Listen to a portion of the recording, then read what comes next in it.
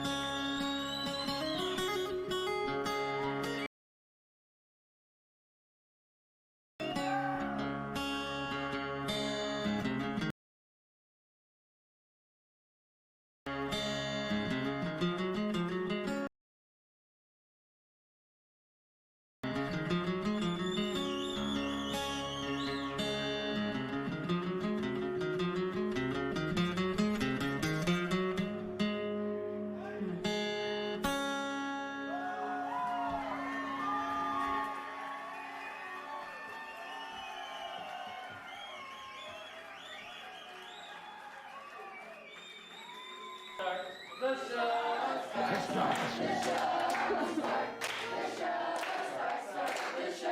Hey, Nick. Hey, what? Are you ready? For what? To start. Start what? The show. Oh, my hands up, my feet down low, and this is how I start the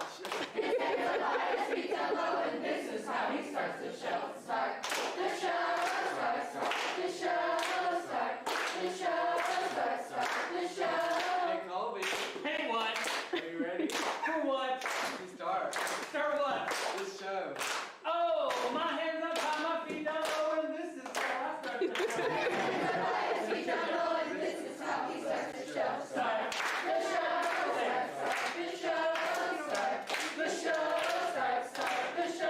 Hey, Adriana, are you ready For what? to start For what? the show? Oh, my hands up, my feet down low, and this is how I start the show. Her hands up high, her feet down low, and this is how she starts the show. Hi!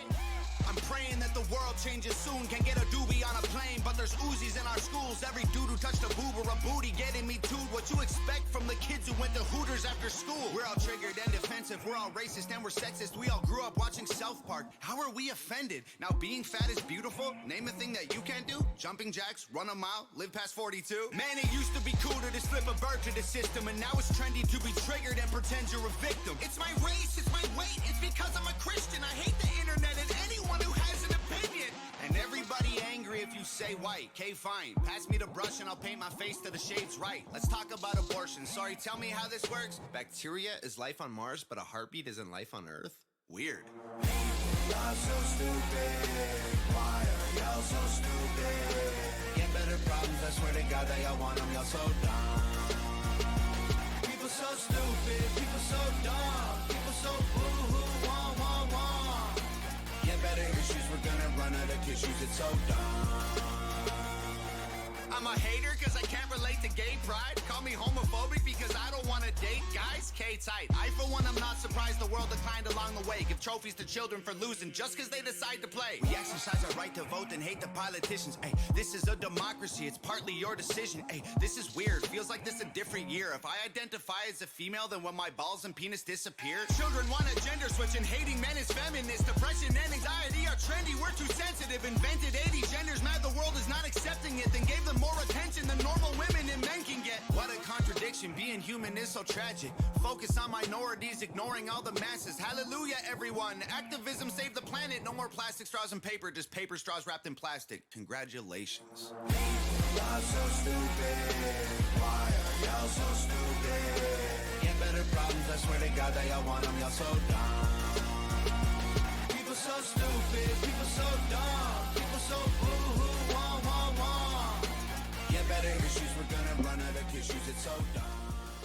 Well, good morning, everybody. Welcome to the show. I am Patrick Walsh, joining you live from the I'm Not Right Network studios. Today is Wednesday, May 12th, I do believe. Appreciate y'all joining me this morning, this afternoon, this evening, whenever you're listening. Thank you for tuning in. We actually have a guest in studio today.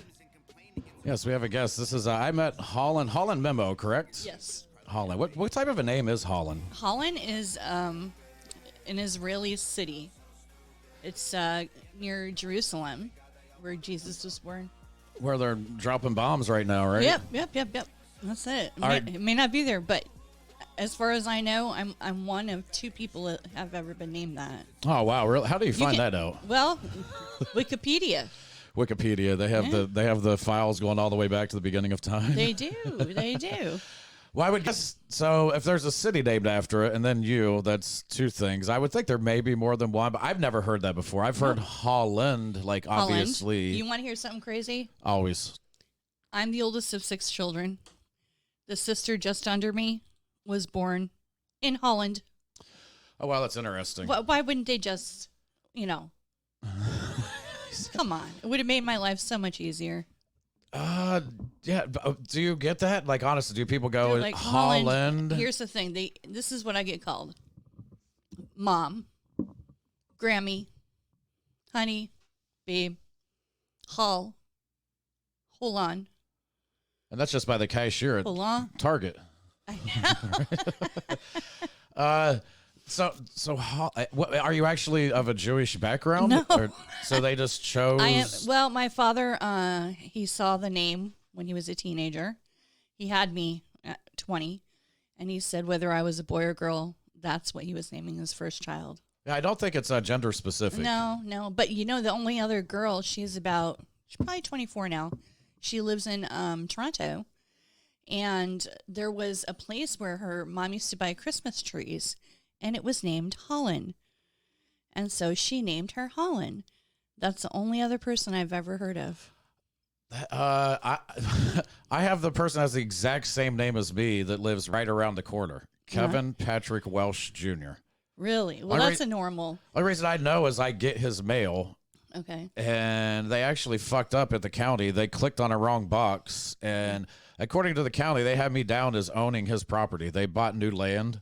Okay. So I get like his tax information and different things. So I think in a roundabout way, I could probably go sell this property because Probably could. I have the ID. Hey, fuck you, Fanatical. You're making fun of me. I found my driver's license, man.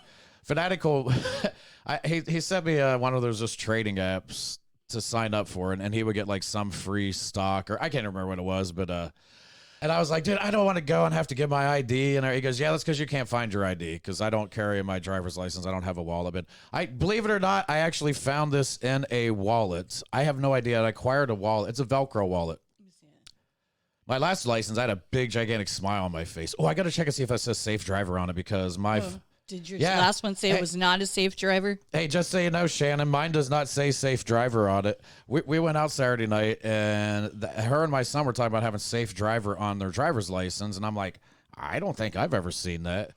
And I was at a bar Saturday night, restaurant. I was standing by a guy at the bar because I was waiting to talk to the bartender, and he put in his ID, and I go, man, let me see. I go, does that say safe driver on it? And it did. It said safe driver in red, but nope, mine does not say it. He goes, I think everybody's just says it. I thought they did. Well, then I don't think so because I have a bunch of speeding tickets. That's why mine does not say safe driver. It's not like DUIs or anything, but it's a lot of speeding tickets, which I still argue, man. There's nothing unsafe about me driving fast by myself. If I'm not driving amongst the traffic, I don't think that there's anything wrong with it. But what if you ran into someone with a kid? That's what I'm saying. I usually get pulled over for like being the only one on a 3-lane road as I'm not driving amongst the traffic. I'm just speeding down the road basically by myself. Some people act like somebody can pull out in front of you, and it's like, I have eyes. Pay attention, man. That's why I haven't been in accidents. I drive like an asshole, but I don't get in accidents because I pay attention to the road. I'm constantly surveying. My head's always on the swivel. I'm always looking in my mirrors, looking at everywhere a car can pull out, everything, man, because I don't trust other people. Well, you shouldn't. Honestly, you don't know what they're going to do. You don't know what they're exactly. gonna That's what I'm saying. I tell my daughter she's learning to drive. She's going to be trying to get her driver's license in like 3 weeks. Mm-hmm. And I tell her, I'm like, look, like that car could be doing this. You know what I'm saying? You need to always have that on your mind.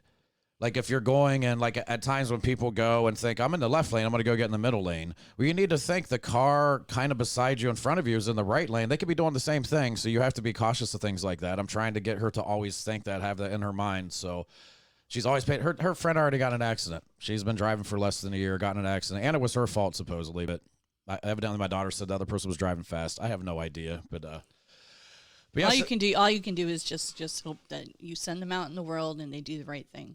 I know. I said I don't worry, but I know a vehicle is one of the most dangerous places you could be. So to have our 16-year-old out just driving around, and yeah, it may not even be her fault. Like if she got in an accident, and I don't think things like that, but that's the reality of the fucking world. And most of us know people. I was talking about, I think everybody knows somebody that's died in a car accident probably. Do you know people? Of course. Do you know multiple people? Yes. Exactly. I know multiple people too. So I was trying to relate it to the coronavirus because I don't know anybody that's died from the coronavirus. Do you? I do. You do know somebody? But did they have other ailments? Yeah. It probably wasn't just a perfectly healthy person just keeled over and died, right? No. No. I did have the shot. I wish I hadn't had it. Yeah, Holland got the shot. Do you remember which one was it? From which? I got the Pfizer. If I had to do it over again, I wouldn't have gotten it. I'm not okay. I don't feel okay. I feel different. Are you hearing that? So she got the Pfizer vaccine, and we have some people that are listening to me. They've got it too, and most people gotten sick after the second shot. And so she says that she feels differently. I don't want to get into it too much until more people join. You know what I'm saying? Yeah. Like, because I want to have like an actual good conversation. I kind of try to ease into things until like we actually get like a nice big group, because I want people to hear what we're going to be talking about. For sure. And yeah, so and you grew up in the Children of God cult too, Yes. right? Uh-huh. So that's- They've had several names. They were initially called the Children of God. Then they were called the Family of Love. Then they were called the Family. And now they're called the Family International. The Family International. They have to change their name every time they have some, It's like scrutiny. somebody run from the creditors and whatnot, or a bad business. Let's just change our name and move to another place. There's a spore company, that mushroom spores, and they're a fraud. They literally are a fraud. I can show you. It's called I do believe it's called Mushroom Spores. They were in, which one is it? They were taking their payments in Virginia. Now their payments are being taken in Arizona. So it's almost like they moved. Really? So, excuse me, basically, no, it's mushrooms.com. Yes, anybody that's looking to order spores, do not go to mushroom.com. Mushrooms.com. You're advertising for them right now. I'm advertising. No, I'm telling you, do not go there. Do not go to whatsoever. Honestly, anybody that's thinking about ordering spores for, again, scientific purposes, if you want to do a science experiment with your children, that's what it's for. They are so that they're bullshit. They're bullshit. You can go and find. They go and they make fake reviews, fake reviews on their on their site. Yeah, see, they're out in Arizona now. They were in Virginia. They weren't, because I got ripped off by them. I got ripped off by them. That's how I know. I found out. Because I try to do my due diligence. So I went all over the place and I found comments everywhere, reviews everywhere, and come to find out, they're all bullshit. It took me a little bit more looking to find out. No, they've ripped off multiple people. They have a lot of complaints at the Better Business Bureau. Nothing happened. They still just continue on doing their. I sent the guy a message. I'm like, dude, one of these days you're going to be walking to the post office to pick up your payments, and you're going to get the shit kicked out of you. It's saying the site can't be reached. Are you spelling that correctly? I think you might be missing a letter. She's sharing a better one. Nope, that's not working either, man. Little Lemmy, that is not working for some reason. But yeah, so do not use them. Honestly, they're a ripoff. So you basically go and order on the site, and then they say, you send us a money order, and we will provide you with them. And other services have done that. I participated in other services, had no issues whatsoever. But yeah, they totally just take your money, rip you off. Better Business Bureau complaints, they still continue on with their name. And they moved across to the West Coast. So they're, I mean, if you could get enough people sending you 60, 80, $100 every couple days. That's nice. Yeah, Little Libby said, damn, they aren't up anymore. So yeah, that's what happens, man. That's what happens. I mean, too many people doing science experiments. They got found out, and that was that. Possibly. I wonder how much money they made, though, before they got found out.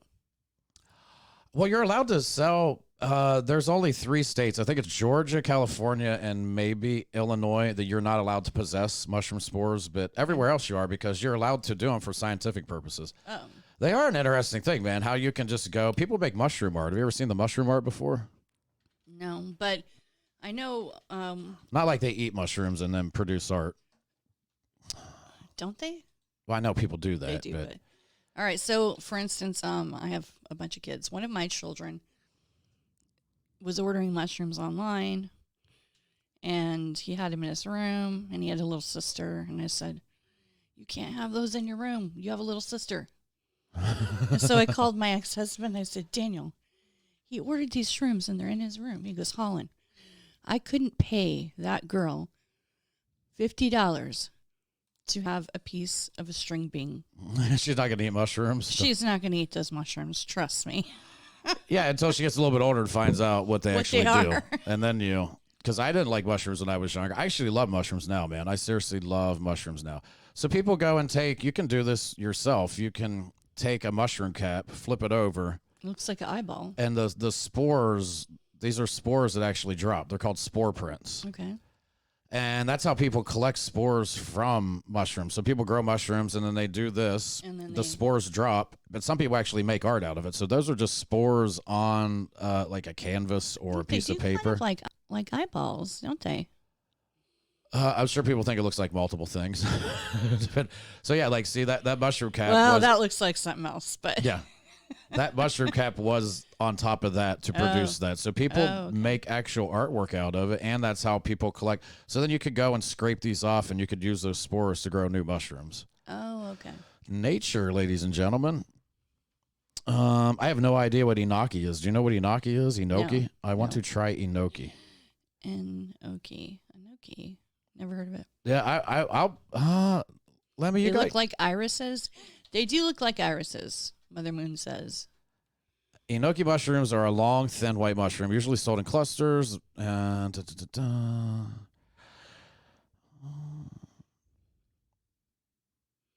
so they're psychedelic in a way because it looks like people are just eating them. I mean, there's enoki mushroom recipes. Mushroom talk with Patrick. Yeah, I was gonna say they don't look like it. They look like they're just regular old enoki taki. For real, man, I love mushrooms. I shared it all before. So to me, what I read, the basic science behind mushrooms is when you eat mushrooms, your body goes, it's like a bacteria. So it sends out like extra white blood cells to go fight against what the body perceives as bacteria. Then when it gets there, it realizes, there's really nothing wrong with this because they're not harmful. And then the white blood cells actually continue on to fuck with other things. But I have a question. Like, I like mushrooms, regular mushrooms. I've never had any psychedelic mushrooms. I'm not that, experimental. I have a marijuana license and I drink, and that's all I do. But everyone's like, oh, it's fine. It's nature. I'm just scared. How long does it last? When you're doing shrooms? Mushrooms not that long, like 4 or 6 hours. I mean, you don't have to A eat that little much. a little longer than People microdose, and weed. you could just take like a tiny little bit, and you'll just feel like a little different. It's actually good for you, man. They're starting to use that.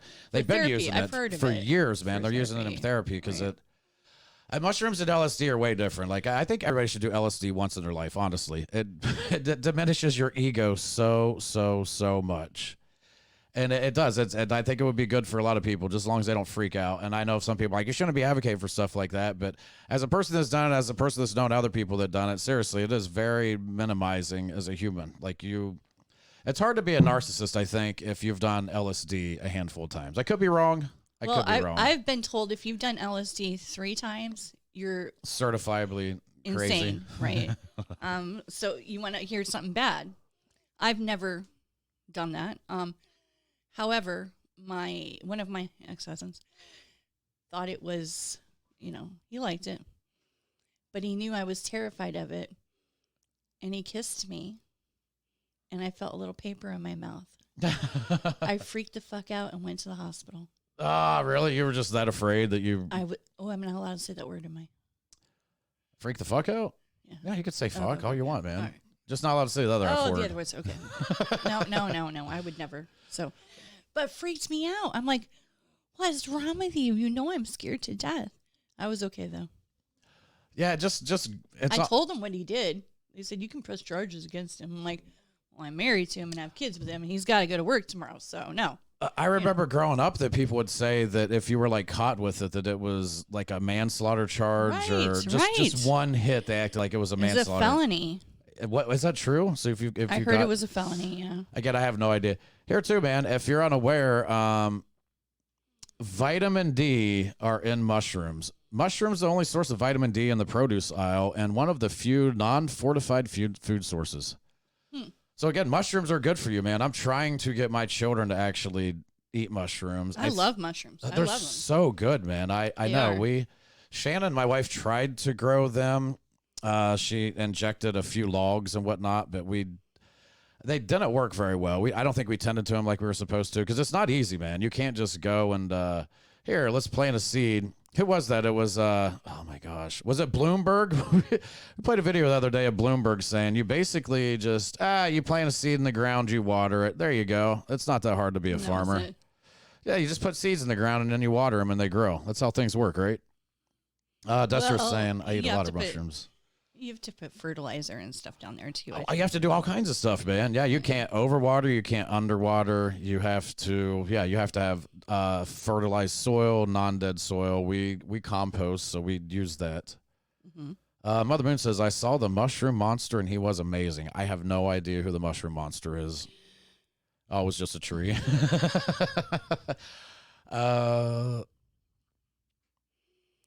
Hey, Kevin.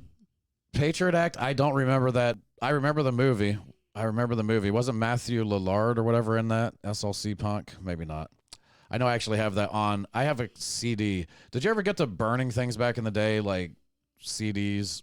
Like you would get music off the internet, put it on a CD. Well, or I didn't movies? move to. Okay, so I didn't grow up in the United States.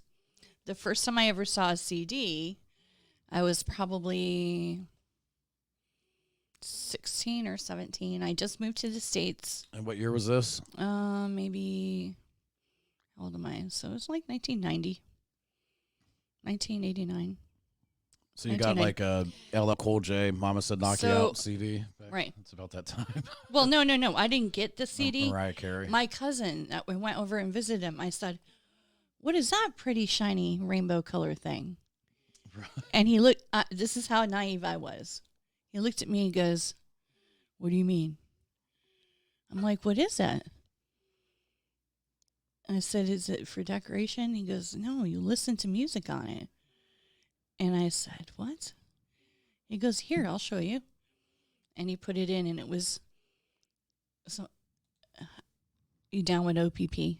Oh, that was kind of close. I said LL Cool J. It's about the same.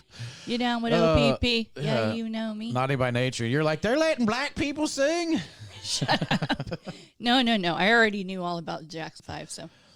But they I saw the CD. I'm like, those are so pretty. And then I went and I touched it. And I just picked it up. Okay? Picked it up. He says, what are you doing? I said, you can't touch it like that. You got to touch around the edges. Yeah, you really didn't have to, but. And I'm like, oh, sorry. So I didn't touch them again. But I thought they were so pretty. Had you seen cassette tapes prior to that? Of course. Okay, Of course. and what about 8-tracks? Do you remember 8-tracks? I remember 8-tracks. Yes, they were in the vehicles. Okay, and what country did you grow up in? Which one?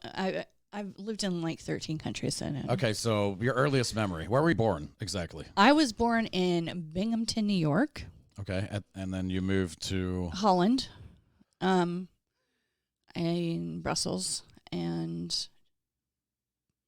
Germany, and a few countries that I can't remember, and then moved to the States for a little bit, and then moved back to Greece, mostly Greece. I grew up mostly in Greece.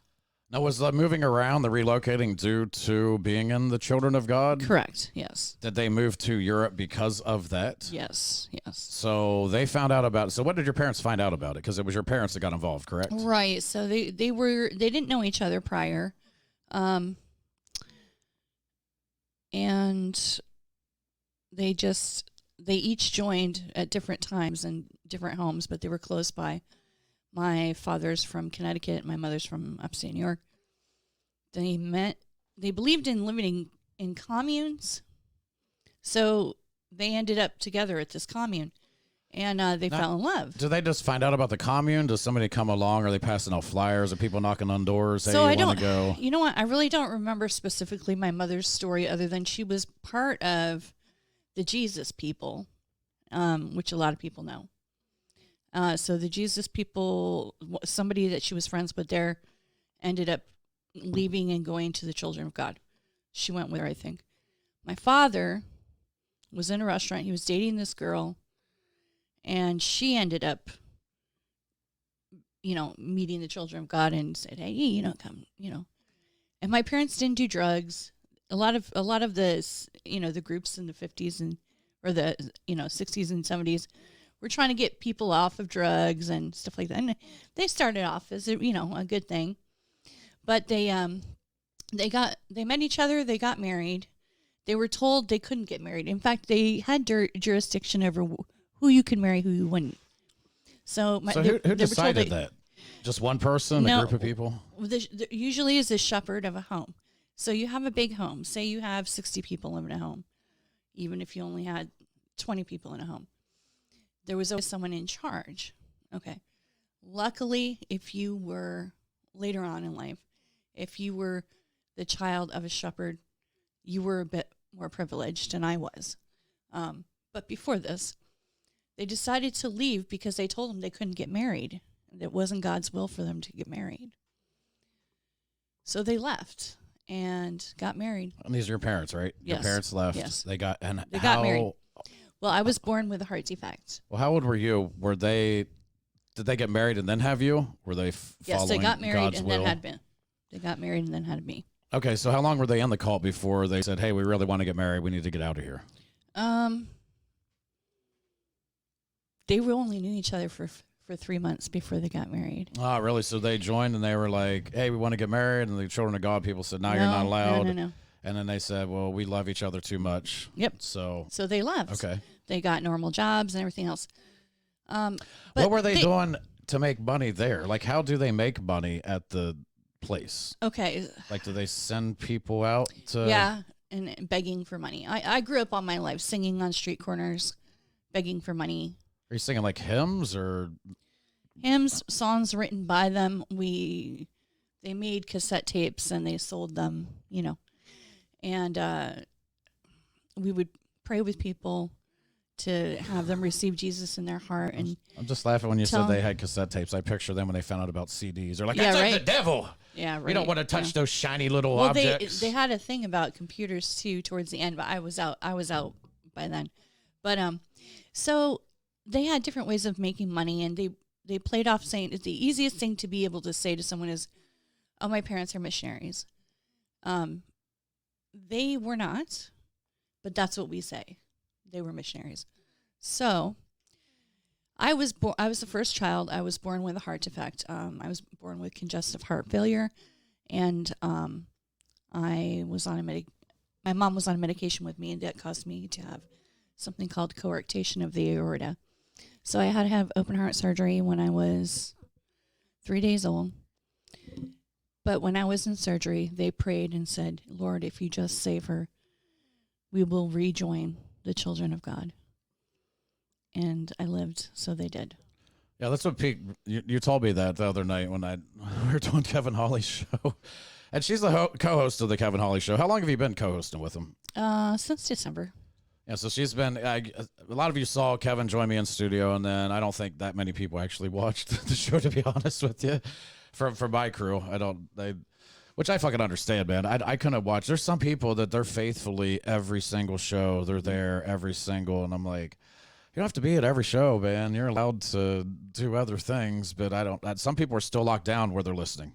Yeah. You know what I'm saying? Some people that listen right now, they're still locked down, not allowed to go places, and I'm like, that's so foreign to me because we've been just living life for many months now. Yeah. Okay, but yeah, you said that your parents said, hey, Lord, if you heal her, we'll go back in the Children of God cult. Yeah. And we will make sure her life is devoted to you. So they did. And they stayed. They had other kids. Okay, so how does that work? Do they go back to the same area? Do they go to a new one? How do they? Okay, so you have to have permission. You can't just be all willy-nilly going here and there. You have to call and request permission. Hey, are we needed in this country, or are we needed in this country? And you would be told yes or no, and you could go if you got permission, and if you couldn't, you couldn't. That's what I'm wondering. How did that work out? Because they weren't given permission to marry. Did they come back incognito in disguises, or how were they allowed back in? Was it like, okay? No, come well, on. they're already married. I mean, They're like, we need members. Did they debate it? Do you think? Yeah. Okay. Do you know one person was adamant? They're not allowed back in. No. The There was original nothing rules like say that. Nothing like that. I'm sure there was one that thought that there was a stickler. Isn't there always No, one because or two? they didn't see them again. So if you leave a home, you honestly didn't have much communication with that home again. That's what I'm saying. So they go back into go to a different home. That's almost Yeah. like when how they would say priests would diddle with Correct. little kids. They just get moved to another diocese, and then okay, All right. I'm sorry. you got to take a call. Okay, Okay, it's been 8. here, take your headphones off. Right, I'll be Yeah, whoever it is, it must be important, and yeah, they keep calling and calling and calling.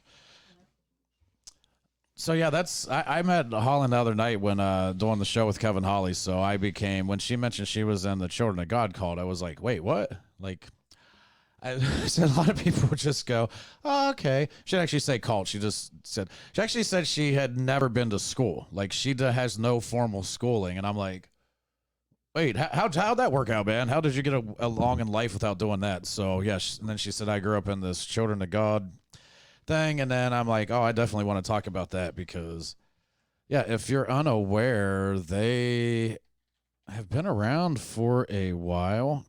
And I remember hearing about them when I was a kid. I remember hearing about them when I was a kid. Yeah, I started playing some of this the other day. I don't think we really got Actress Rose through it. McGowan and actors River and Joaquin Phoenix. But did you know they all grew up in the same cult? A cult that secluded them from the outside world, exposed them to sex at an early age, and preached the end of times. Author Flor Edwards also grew up in that cult, led by its notorious leader, David Brant Berg. Today, in an exclusive Daily Mail interview, Flor steps forward to reveal the life she lived as one of the children of God. Nobody joins a cult. People join a movement, a belief system, but nobody says, hey, I'm going to join a cult today. People get sucked into it. Flor Edwards was born into the Children of God after her parents, looking for purpose in their lives, joined the sect. Founded in 1968 in California by David Brant Berg, who followers called Father David. The Children of God believed the apocalypse was at hand. Father David pushed sexual freedom, and he even advocated underage sex and sex between adults and children, all of which have been the subject of numerous documentaries over the years. Practice what I preach, and I preach sex, boys and girls. Hallelujah. It actually had very innocent beginnings, and Father David, he wanted to change sort of the paradigm of what the traditional church was, the way that they viewed the body or the way that they viewed sex, he thought was wrong. God created boys and girls able to have children by about the age of 12. My God, now he's going to advocate childhood sex. Yes. For a time, Father David also advocated what he called flirty fishing, using women members to recruit for the sect. They used their bodies. They would, recruit men and have sex with them and sometimes get donations from them. Flor writes in her newly published memoir that she was spared the sexual abuses of the cult, but Father David's preaching about the apocalypse weighed heavy on her. According to the cult leader, the world would end in 1993, when Flor would be a mere 12 years old. I definitely lived my childhood quite terrified of death and at the end time. Father David also believed Western civilization was evil, so he sent many of his followers to the Far East, Flor's family included. In Thailand, the Children of God grew up in seclusion, cut off from the wider world. We always had to have houses with high walls, and I wasn't allowed to read, write, watch movies, or talk to anyone outside of the group.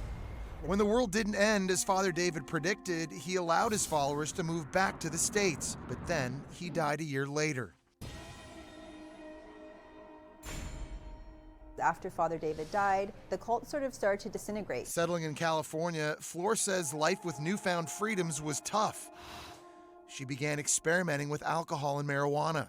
I was just trying to numb any type of pain. Things were very rough, and I did try to take my life. Flor survived an attempted alcohol and painkiller overdose, but some of the Children of God weren't as lucky. Ricky Rodriguez was Father David's adopted son. He claimed horrific abuse and documented his downward spiral on home video. there's this need that I have. This need, it's not a want, it's a need, and I wish it wasn't, but it is. It's a need for revenge. In 2005, when he was 29, Ricky Rodriguez stabbed his former nanny to death, then shot and killed himself. When he died, it sent shockwaves through the second-generation members. Though Floor never met them, other second-generation members who were also able to escape the cult included Rose McGowan and River and Joaquin Phoenix. So what does Floor believe is the biggest lesson learned? You must save yourself or you will remain unsaved. A lot of religions, that's part of the downfall, is that they kind of look to something else to save them. And I think in the end, we all have to save ourselves. Floor Edwards' memoir, Apocalypse. So, Like when Ricky you Rodriguez see is that, a friend of mine. so Ricky Rodriguez, you actually grew up with him, kind of knew him. They had certain people were considered kind of a celebrity status. I don't know if you have ever heard of Jeremy Spencer. He used to be the lead guitar player for. Okay, so Ricky is my friend. I knew him growing up only through publishings and things like this. I had spoken with him 3 days before he made this video, and I didn't think he was going to do what he did. I really didn't. So when you see that, like if you watch that and see those images, hear the things, It's hard. I loved him. I mean, but the whole thing, like seeing the leader, that just looks like a creep. He is a creep. He's a creep. He would have children, such as myself, dress up and do very sexually charged things on video and send them to him. Were you ever with the leader guy yourself? Never met him. Never met him. Most of us never met him. So from afar, even back then, you had to use you're basically recording yourself and sending it to him, and then you have no idea what was done with it. Yeah, and I've seen it. I've seen things. And your parents at the time, they were on board with all this? Did they think that was God's will? Or yeah, because my parents are decent human beings, and lots of people say, how do you talk to them even?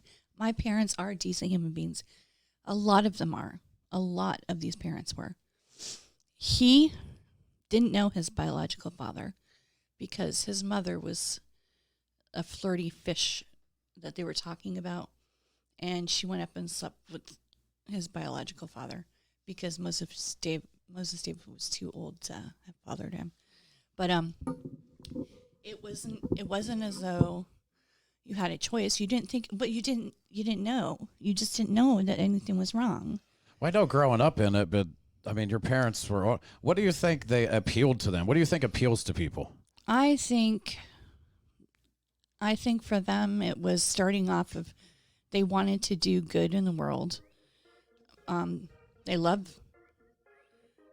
Is someone calling? Yeah, I was going to let you finish your sentence, but we'll see who it is, because looks like it's from somebody from Genevieve.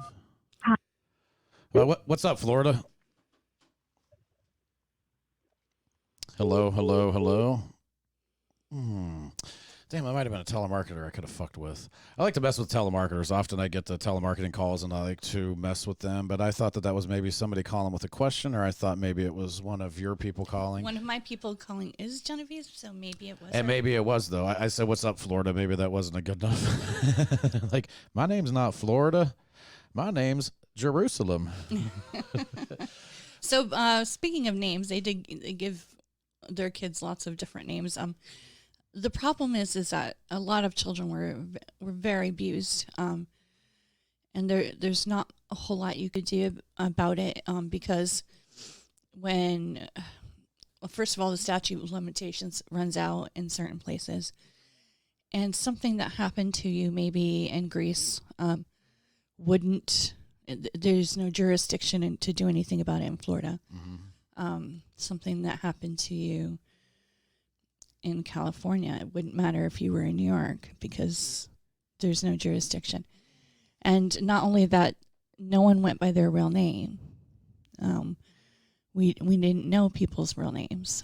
Very rarely did we find out people's real names. My parents had different names. I had a different name. Did you call your parents by their different name? He had a different name. Did you have to do that? No, I called them mom and dad. Okay. But Like, for instance, he had a different name growing up. His legal name is Ricky Rodriguez, but he was Davidito growing up, which is, Davidito is the Spanish word for little David, which is the leader of the sun.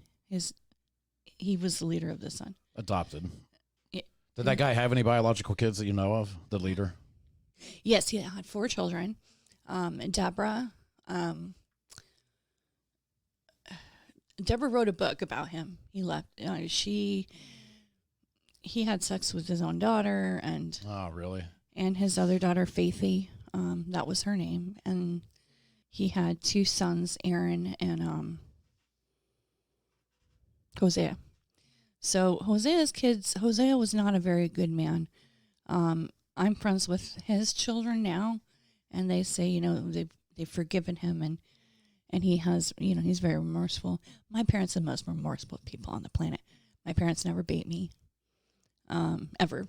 They were often, remember I said I was privileged because if you were leadership's kids, you were treated a little better than I was. So my brain's horrible. What? I'm like, so they use lubrication? Like, I don't know. No. I know it's bad to say, but for real, like, they're psychopaths. I don't understand why. Like Toons is saying, emotional beatings are much worse. That's what I say. Emotional beatings are worse. Physical wounds heal. Emotional ones are. There were many places where they physically beat them. Was it a known thing? Like, was there certain beatings for certain things? Yes. Like, you got this many lashes for this, or yes. So it wasn't all around generic.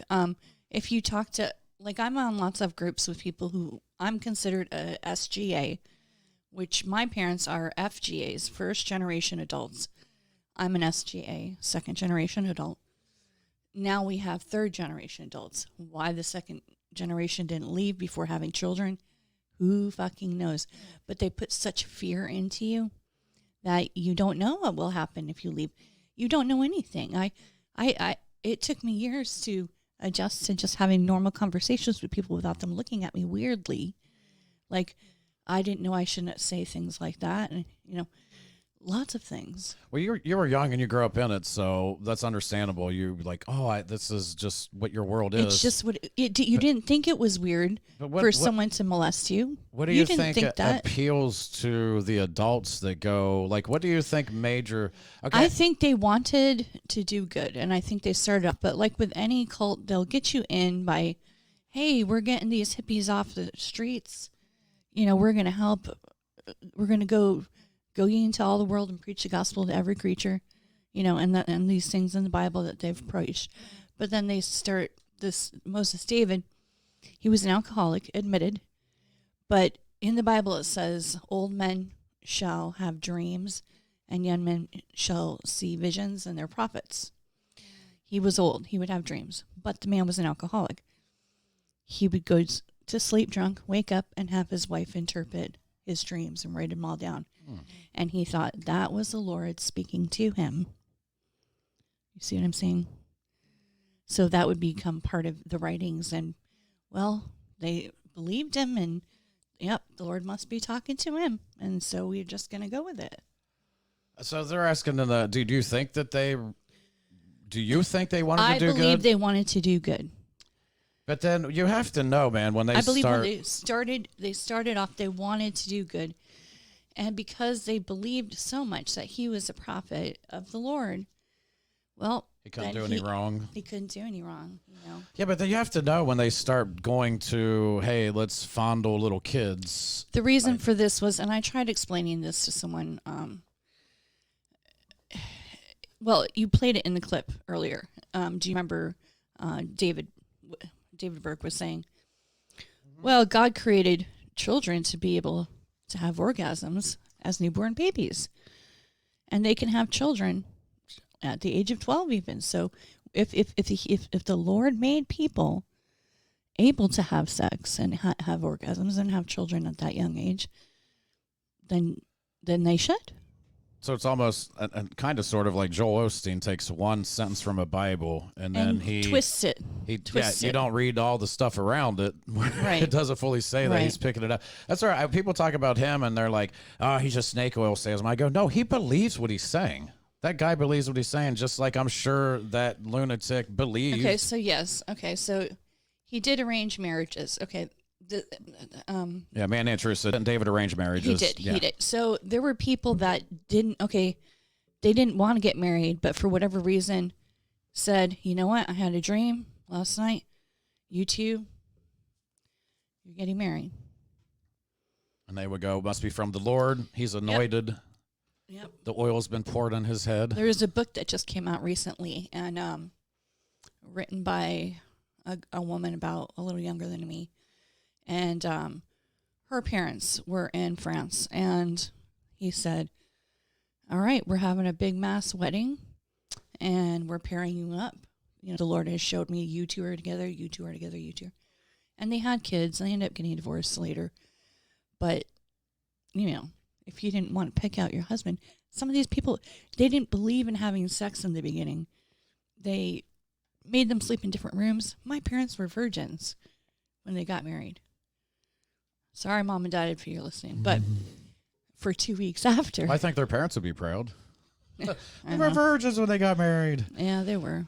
But, so it's, my son goes through. I'm sorry, I'm trying to read it at the same time. Yeah, Red Beard says that if he ever heard of this shit, he'd kill fucking priests. Have you ever heard this going on? You would think this, but here's the thing.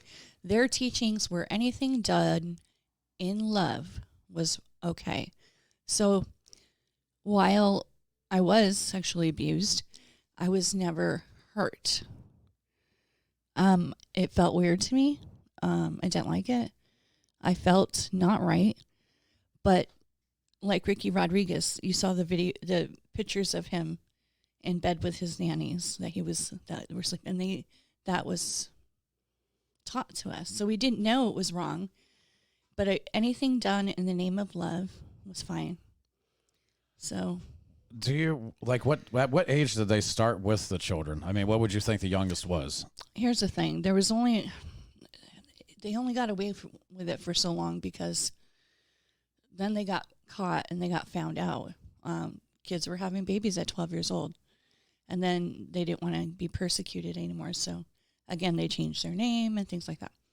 So, Rick, right there, he and I are the same age.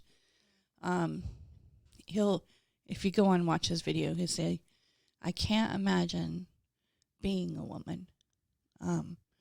With what happened to me, I can't imagine what it was like for girls my age because they just did not have a choice. But I would say 5. They would start with 5, and then that was just... But by the time I was about 10, they said they've changed the rules, and we're like, we can't do this anymore. That, you know, the outside world doesn't understand. They call it anyone who was not in the children of God was a systemite. So yeah, did they actually get you all believing that for sure? Like yes. People that. So how are you supposed to? Did they go from, hey, we're sharing the gospel to these people are enemies and not sharing the gospel, or were you still supposed to be evangelizing at the same time? We're evangelizing, but there were certain books that he would write that if you were a babe, meaning you were new to joining the children of God, you were only allowed to read so many books. And then as you got that going, you were allowed to read another set of books. And once you bought that, it's like Scientology. It's literally just move you on. Scientology, they have courses, and you slowly find out more as you go along. Exactly. And then as you get to the end, you find out about Xenu and the fucking aliens, right. And you're so entrenched, you're like, well, I guess this is... Well, lots of people, too, they don't understand. It wasn't as though I thought there was anything wrong, because I didn't know, you know. And I remember as a child feeling some shame about it, only because... Why wasn't I allowed to tell my grandparents? Why wasn't... Oh, we didn't go to school. We weren't allowed to go to school. Did you know about school? Like, I knew what it was. You knew? I knew what it was. I could read and write.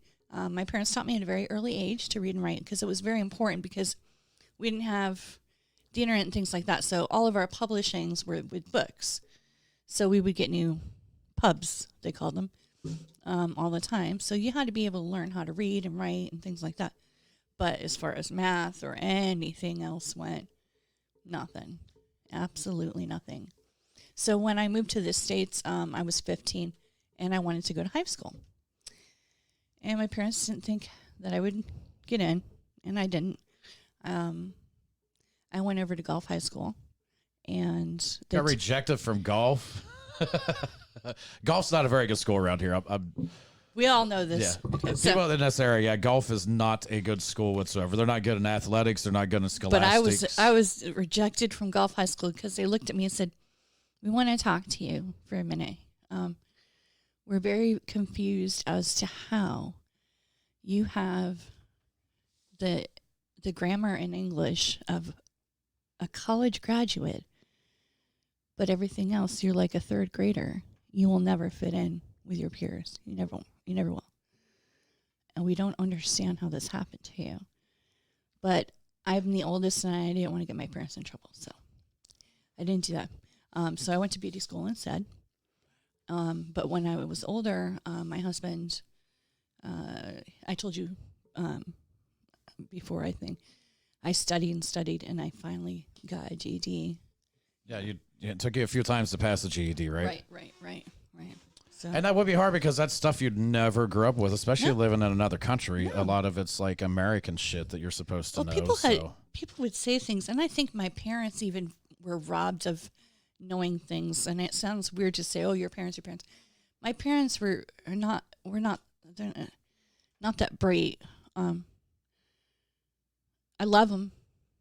What were their professions? Did they have professions before they gave in to joining the Children of God? No, because they were teenagers. No. Oh, really? They were that young? My mom was. She failed chemistry. Hey, Ryan. My mom failed chemistry or something like that when she wanted to become a nurse. My father had to have permission to marry my mother because he was so young. Oh, wow. Yeah, my dad's a lot younger than my mother. But they did really well. They decided when they left, my mom went to nursing school, and then my dad went to school. Yeah, so just so everybody knows, she was born in the States in Binghamton, New York. Her parents joined the Children of God cult and then moved to Europe. Popped around Europe. The parents actually left the cult, and then she was born, had a heart condition, so they prayed to the Lord and said, "If you heal her, we will go back into the cult." And she got healed, and they went back. Of course, they didn't think we're going back to the cult. They said, "We'll go back to the Children of God." Right. Went back. So how long did it take for them to realize we need to get the hell out of here? Because her parents are out too, as well as her. And right. All of my parents decided to leave when I was 15. I was very lucky. I didn't have to just leave them. For me, it was very hard to not be with my parents when I was 13. Usually between the ages of 12 and 13, you're taken away from your parents and usually sent to what they would call teen training camps. I was very lucky because of who my parents were that I got to go to London. One of my sisters went with me. So we went, and we were there for 6 months. Doing this end time training thing. They weren't abusive to us or anything, like that. But I was very homesick. If you have never been away from your mom and dad, like you didn't go to school, you didn't do anything. I missed my father especially so very much. And telephones weren't a big thing. You weren't really allowed to be talking to people. They didn't give me all the letters from my parents because every time they did, it made me cry. Well, my father called the home I was living in London. It was my sister's birthday. And the woman left the room, and I picked up that phone from my sister, and I said, "Come get me. Come get me. I can't do this. I can't." He's like, "Are they being mean to you? Are they doing anything?" I said, "No, Daddy, I just miss you. I was just a little girl." And he came and got me, and he got in trouble for doing so. And Did he have to sneak out to go get you? Like, was it he did. I'm crossing sure he enemy did. lines I'm sure and- he did something he shouldn't have done, because when we got back, he was in trouble, and they said, "You shouldn't have done that. We're sending Holland to Romania." And my dad said, "No, you're not. We're leaving," and that was that. Now, when people would try to leave, would they try to keep them? Like, you're No. not going anywhere? Or No. they were like, No. God's will, have at it? You know, they called you a backslider. They didn't treat us like shit or anything like that. But we just, this isn't for us, and we're going. They also had a problem with my mom's close relationship with her family. They started saying they couldn't be calling the house anymore and things like that. Did family members ever come and visit that weren't part of the... Yes, several times. My grandparents. And do they They knew. Oh, they knew what was going on, basically, or... Later in life, I had a discussion with my grandmother, and I said, "Why didn't you try to take us?" And she said, "I had one daughter, one, and I knew if I did that, then I'd have lost her." Yeah, but I would think she was already lost in a roundabout way. Didn't matter. Didn't matter. But you can see that, right? No, I do. You've already lost her, so you should actually be helping find her, even though she thinks she got found by being in there. I mean, do you have any idea how the origins? Did he just go on the street corner and start spouting his...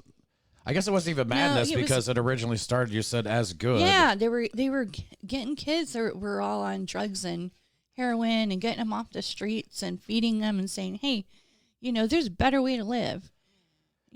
I truly want Jesus is there." Is that a God complex just with inside these people? Do they get corrupted by their power? Do they give in to the devil? I wonder what actually makes them change. They don't, though. That's the thing. And I think it's just he was an alcoholic and he got crazy and he went on this power trip, and then he had all these perversions. He was sleeping with his own daughter.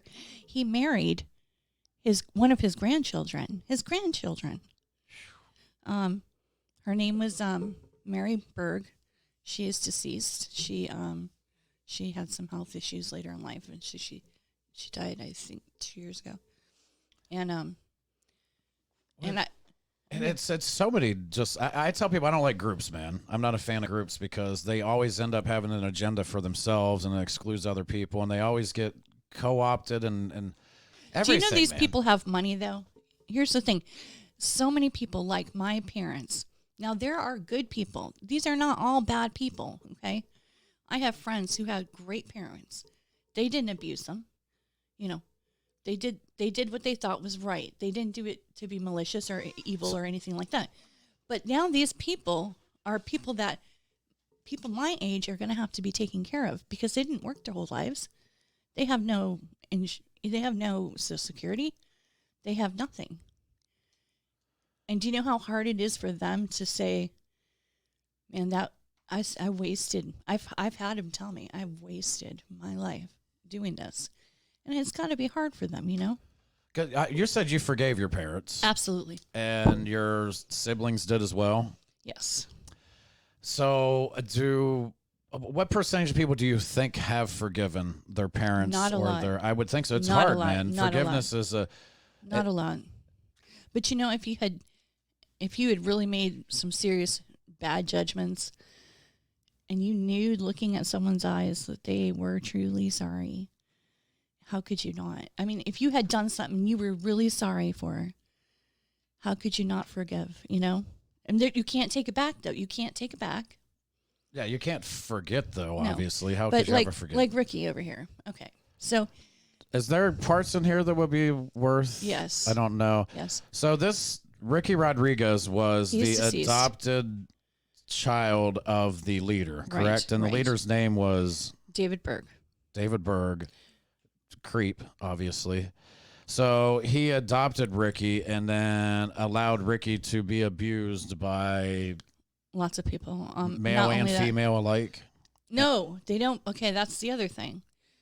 Oh, you did tell me that. They're cool with lesbians, but Cool with lesbians. men on men sex. Men on men sex, no. That's of the devil, but Yeah, yeah. have at it, ladies. Yeah, That basically. should make you maybe go, think a little bit. Yeah. Okay, so he was taken advantage of. Some people would say, dude, there's, I think it was, I forget who it was. Oprah said that. Did you hear her comment about the about like basically child molesters being good at what they do, or it was something fucking strange, man. Where she, but because it is a little bit different with men. It's called grooming. So yeah, how old was he when they so started? Do you think he and I are the same age? So if you see those pictures, you see a little boy, 4 or 5 years old.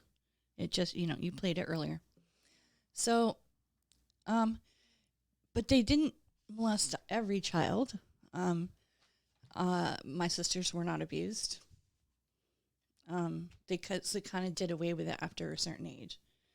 But prior to the doing away with it, was it basically every child was being abused? No, or it was not just like that, because not everybody who are in there were. You have to understand how many people were involved in this group. People were just like out and out. I'm not touching a child. What the fuck is wrong with you? No, you can't have that many people agreeing to do all this garbage. Mm-hmm. Just think about it.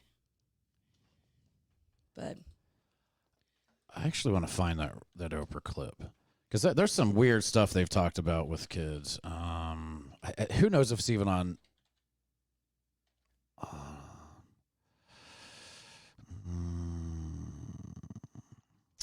If anybody can find that, will you please do? I know a lot of you have these clips easily accessible. If you know what I'm talking about, Oprah's talking about something like child molesters, and said she almost said it was like, oh, not that bad if they were any good at what they're doing. You know what I'm saying? That was almost the gist of what she was saying. I don't know how to actually find that, because literally so many things have been scrubbed from YouTube. There's so many videos that you used to be able to just, like, a couple words you'd type in, bump, you'd find it easier, and now just harder. No. It's not pro child molesters, but yeah, YouTube likes to protect their fucking buddies. Here we go. I actually found it. The confusion and shame for child. Many people don't. Oprah's a piece of shit, if y'all didn't realize that. For real, she is. This is what so many people don't understand. A big part of the confusion and shame for child victims is that the attention and the seduction from the predator, who is probably going to be somebody you know. Right. In order for it to work, it has to be somebody you know, somebody you admire, somebody you respect, or maybe even love. And it feels good. I mean, if you're 7 years old and somebody, which I was trying to say this to my friends who had children, you're 7 years old and someone is stroking your penis, it feels good. Right. Even though you don't have a name for what that is, it feels good. Yeah. And when I first said this years ago, people were like, you crazy, because everybody wants to believe it's like sexual assault and you're being thrown up against the wall and you're being raped. Yeah. And I have said for years, if the abuser is any good, you won't even know it's happened. You will be in it, and you won't. Fucking freaky and I have said for years, if the abuser is any good, you won't even know it's happened. You will be in it, and you won't even know it's happened. And if the abuser is any good, he or she is going to make you feel like you're a part of it. I mean, enough. But that's not true with everybody, because there's a lot of people, they feel shamed the instant that stuff's done. I was shamed, but I was shamed only because I was told I wasn't allowed to talk about it with anyone else. And so I thought to myself, well, you're not allowed to talk about it, there must be some reason why you can't talk about it. But then I was brainwashed into believing, well, it's just because others don't understand and we don't want to get in trouble. See, I agree with Redbeard. Redbeard said I didn't even know how to jerk off until I was 13. I didn't even jerk off until I was 15, like that. But I grew up a Catholic, so I actually had that Catholic guilt that if I did something sexual, you know what I'm saying? So that's the weirdness different. That I grew up in. That's, right. And that was me feeling, I don't know if it was from being a Catholic growing up or if I actually would feel that as a child, because I would think just, I don't know, 5 years old, and especially if somebody's older. But then if you're growing up in that, I mean, if you're 3 years old and a person's playing with you, then that's just normal, I guess. So I tried explaining that to someone one time, and they're like, no, I don't think that's true. And then this person looked it up and said, oh my God, I had no idea. And that is true. You're capable of, their reasoning was, if you're capable of having an orgasm, then clearly the Lord made you to do so. Yeah, but there's some women that never have an orgasm. All right, so that how, is so true. That so is how so could you true. be 10? And I mean, can women orgasm at 10? I would think 10. They can. Really? 10 years They old? can. Is it a true or seriously? There's women that have never They had can. one, so that's weird that young children would be able to. That's They can. and especially a lot of it's psychological with women. With you know what I'm women it saying? is, It's more yes, it is, psychological, so I right. would think it would be more difficult. I can understand men. I mean, in all honesty, if a guy that hates gays could probably be jerked off by a man and get off. That's the way a lot of men are. Because that's how men are. That's what I'm saying. Like, if the guy is doing a good job and he's like, I hate homosexuals, don't touch me, they still may be able to. But then I argue, I don't know how people rape people in prison because I couldn't rape a female, let alone a man's ass in jail. I don't know how. I don't know how I would keep a heart on. Yeah, For real. Like, I know. Get over here. You're having to like fight and wrestle with them. It's like, I would think the fighting and wrestling would not be but then again, people, I'm not that way, so I have no idea. Granny said something about he was 8 and he blew a load. Michaela said jacuzzi jet for herself was her first. I've talked about that about Shannon. Shannon said when she was young, like riding rope swings, like on a rope swing, she said it actually, she just knew something felt good down there. Didn't know what it was, but she just knew it felt good. I mentioned that before, and some women were like, what? And I'm like, oh, look, Michaela said she used a jacuzzi jet. Was that on purpose, Michaela? Where you're like, hey, or did you just happen to sit there for a little bit and we're like, oh my gosh. And then when they came out with the shower hoses with the heads that came off, I have a joke about that. Patriot X says, I think Oprah said that if a gay man jerks you off, then you won't even realize he's gay. Won't even realize he's gay. JJ Dewey, I understand. How do you though, man? Seriously, how do you do that? I know some prisoners get off, but how is that inside of you that...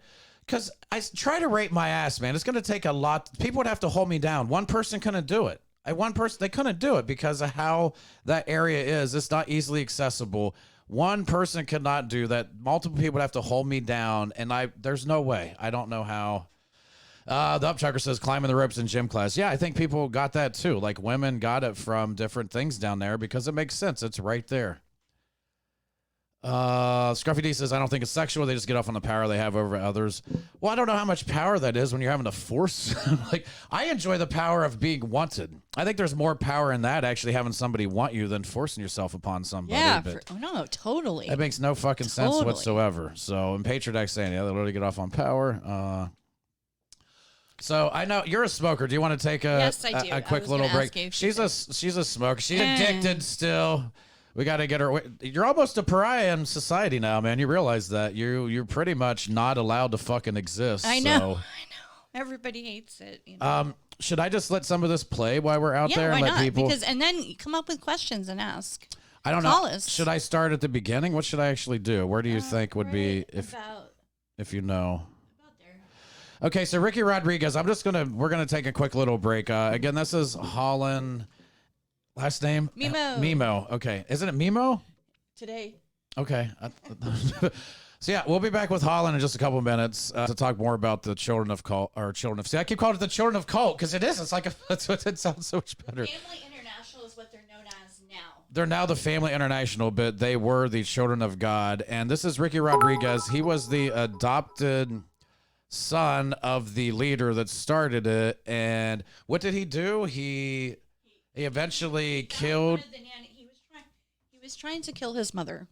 Okay. Because he felt responsible in so many ways for being. He was idealized as someone who, this is, we did this to him. This is what you should be doing.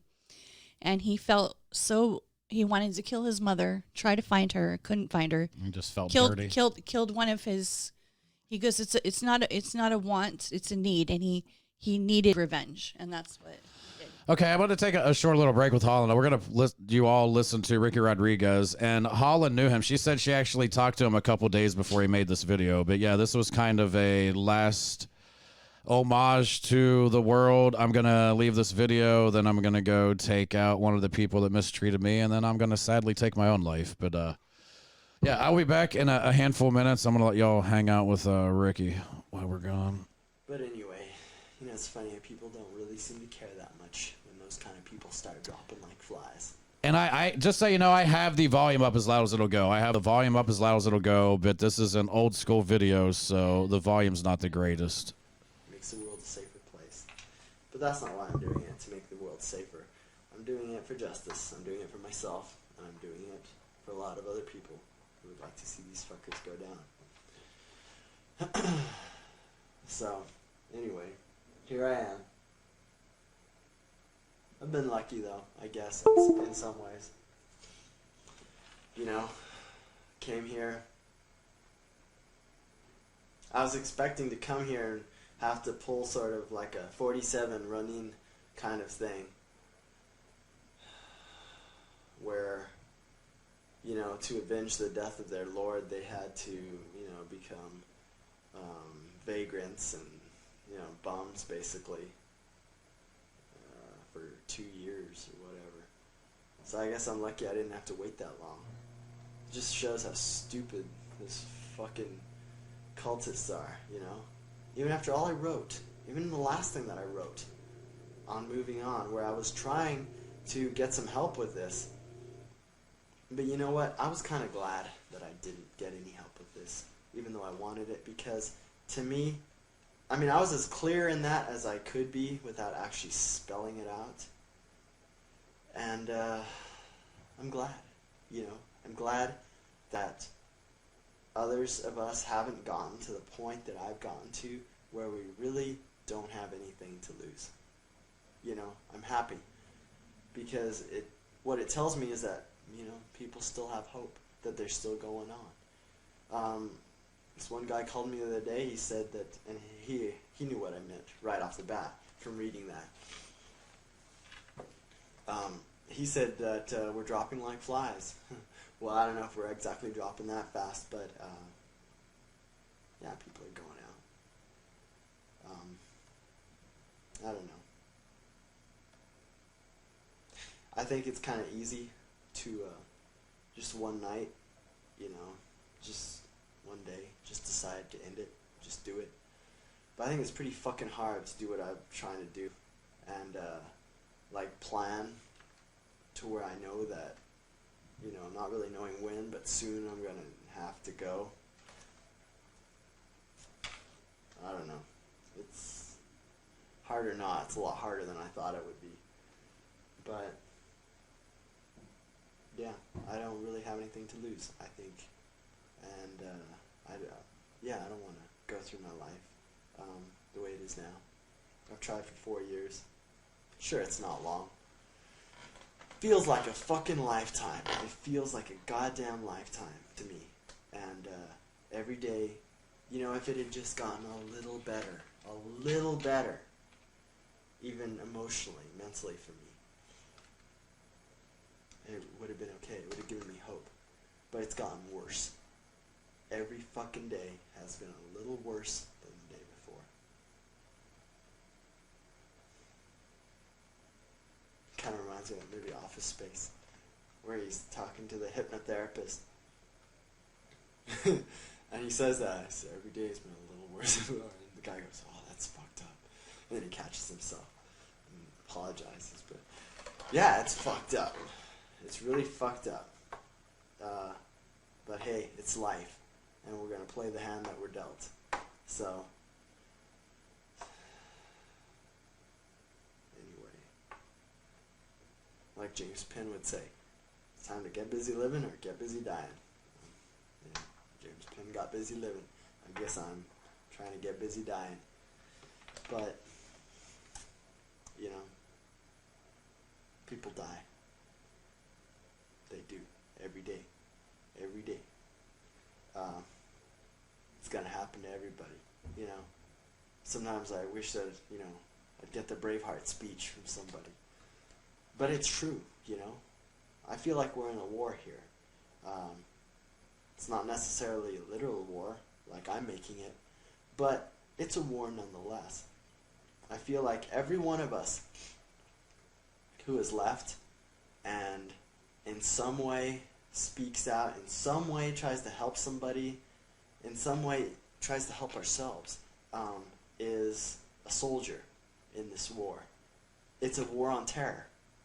Because these fuckers are the real terrorists.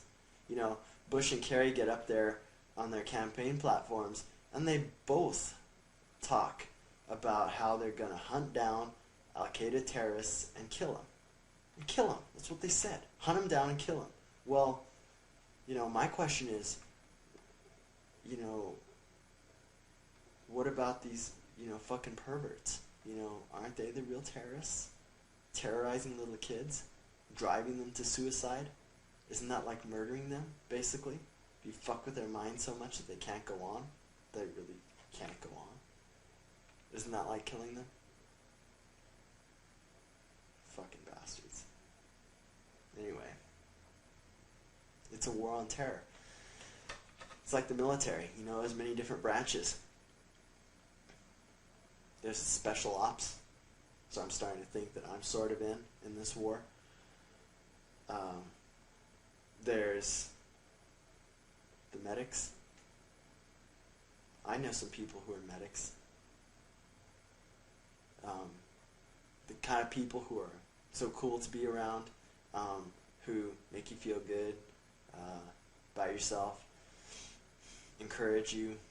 They have their own, God knows they have a lot of their own struggles, but they try to put those aside and help other people. Those are like the medics.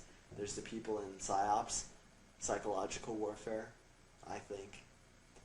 There's the generals, people who are trying to coordinate this effort even now as we speak. You know, they're doing what they can to put together new battles, new court cases, articles, trying to get people aware of what's happening still in many ways. Yeah. So I think we're all part of it. I think we all have our part to play.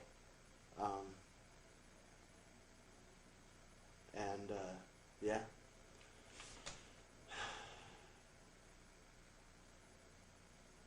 I got in contact with my sister. Well, I consider her my sister because to me she is. She's not flesh and blood.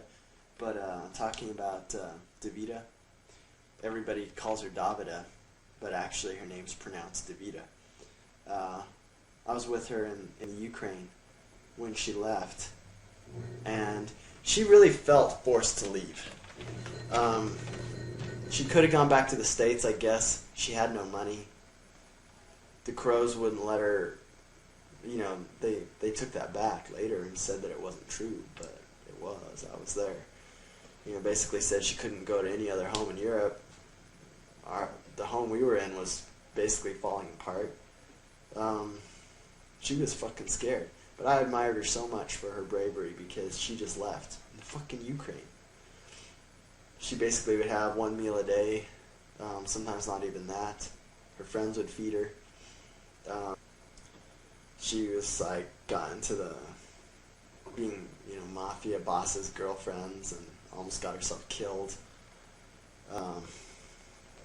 Had a fucking hard life, but she's still going on. She's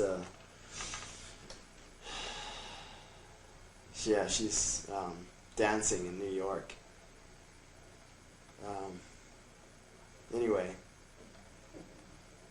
she calls me sometimes and we talk, tells me the stuff she's going through, and it just breaks my heart, you know, because I want to help her, but there's nothing I can do because it's all up here, you know, the damage has been done.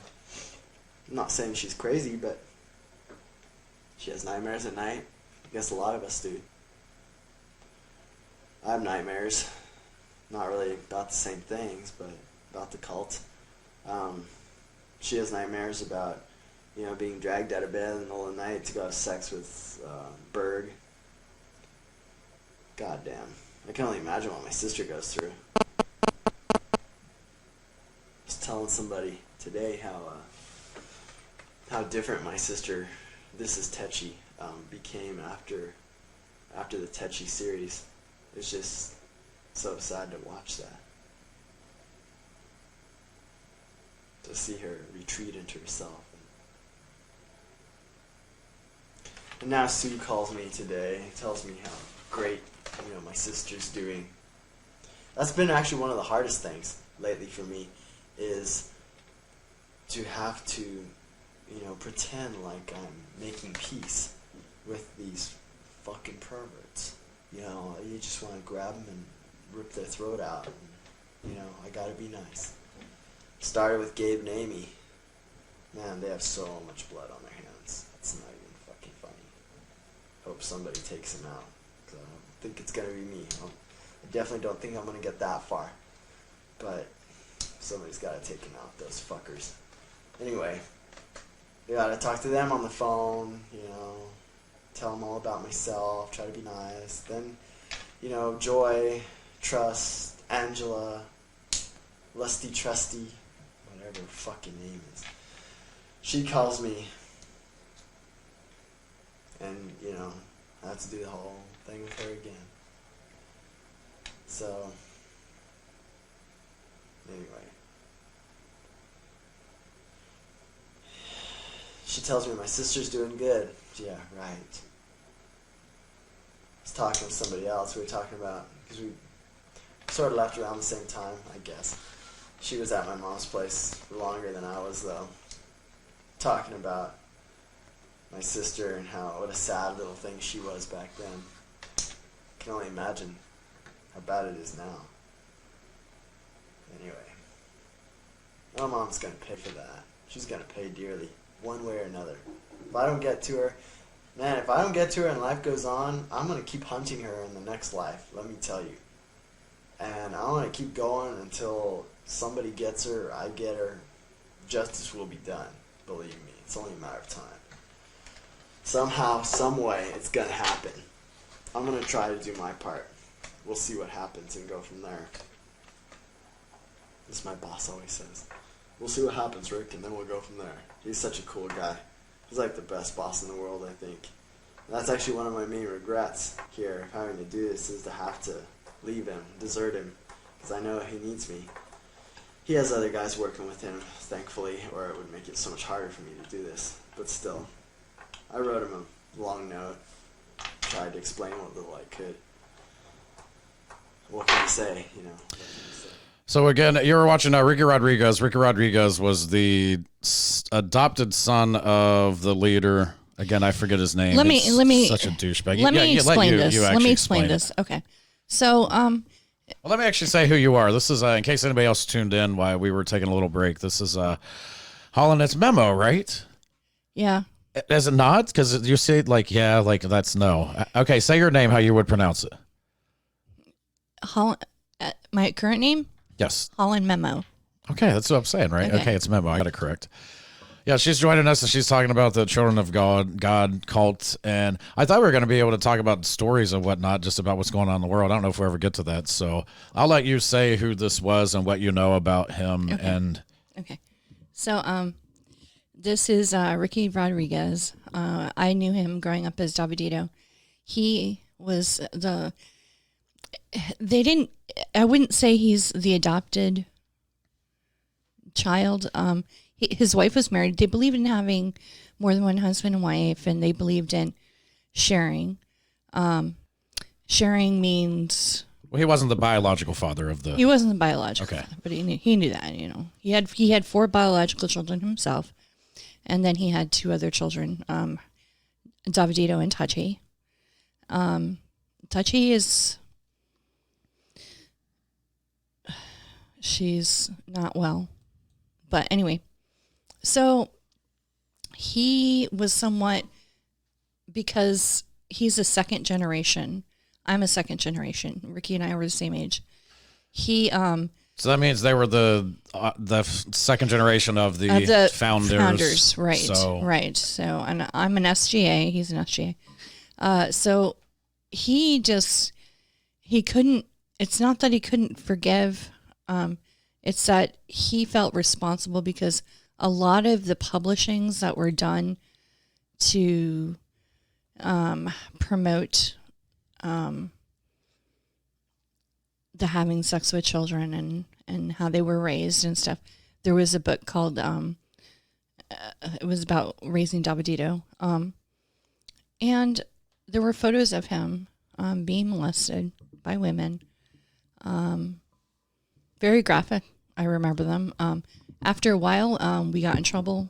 What was the point of that book? So the person you're all watching, Ricky Rodriguez, he was one of the An example of how you should raise your children. So that was actually like a paint by numbers in a roundabout way, but it was it all sexual? Pretty much. So there was a book that was of him with multiple people, multiple women. Because you weren't allowed to have gay and sex. older, I'm guessing, right? Oh, his own mother, his nannies. I know that's his nannies. I'm sorry, but just the books, the How to Molest Children for Dummies, like that's what it is. If But you, was you there- can look it up too. Was there It's Bible verses like stuff along with because there's always raise them in a way that they should go and raise your then they child in can the way they should go, and do when the they're same old, thing. they will not depart Exactly. therefrom. Yeah. They can do the same thing, Yeah. kind of. That's So- that's interesting. Can I just say yesterday for the people that are listening, I this is from the Bible because I was talking about that. I showed a clip of sorry to interrupt you, but No, I'm please. curious your opinion on this too. So it was I think I got rid of it so I wouldn't even be able to show it, but it was this woman that was probably in her 70s, approaching her 80s, I'm guessing. She was so excited, her and her husband, to get a picture with Trump. Like they were kind of the Secret Services, they were kind of blocking them and Why? they because he's walking along, but he was nice and took a picture with him. But they were just so excited. I'm like, I don't know. I don't understand that. I said that says in the Bible, you're not supposed to be a respecter of persons. You can't. Because that's actually you looking at them like they're putting it differently. like they're God or something. Yeah, It's so and that's terrible. anybody, like a celebrity. Somebody said Tom Brady yesterday, or I said I grew up. I went to football camp, so I was around a lot of different athletes, and I never really looked at them like, oh, like they're on a pedestal. Even when I was younger, I still was like, they're just another human. That's it. They're another human being. So you're not supposed to be a respecter of persons. That's actually from the Right. It Bible. is. It is. That means you don't go along and go, oh my gosh, it's Joe Biden or it's Kamala Harris no. or anybody, even a guitar player. I mean, you couldn't enjoy like, dude, you're awesome at what you do, but to actually put them on a pedestal, I don't know, it's a weird thing to me, man. Sorry to interrupt with that. But, Okay. So No, but it's true. but Like you're not supposed to. They made a book, and it actually And had these are Bible Republicans. verses. And Well, did they vote Republican that way? If they were they? So, do you think there's any people that are part of this that are quietly a part of it, and then they live normal lives? all right, I got to tell you something. So as time went on, they have quite, for the most part, broken up. They're not as popular as they were, and so the thing is, Patrick, is that so many bad things went down, and people are realizing, man, like I was telling you before, that they have no way to retire. These people are not educated people. We are all going to have to be taking care of our parents, all of us, because of this, And I do believe, like, okay, I had food on the table. Sometimes wasn't the best food, but I believe in taking care of your parents. But all of these people who join these cults have nothing for themselves now. They really don't. They have nothing. And they're a lot of them very remorseful. Some of them not so much. So there are different groups in place where you can go online and talk to them. And some of them you have to have been in the cult to be party to it. But it's very difficult for some to forgive their parents. Like, really, like, it is so hard. Well, back to Ricky. So that was just, he wanted to just get revenge. What do you think it was ultimately just on anybody?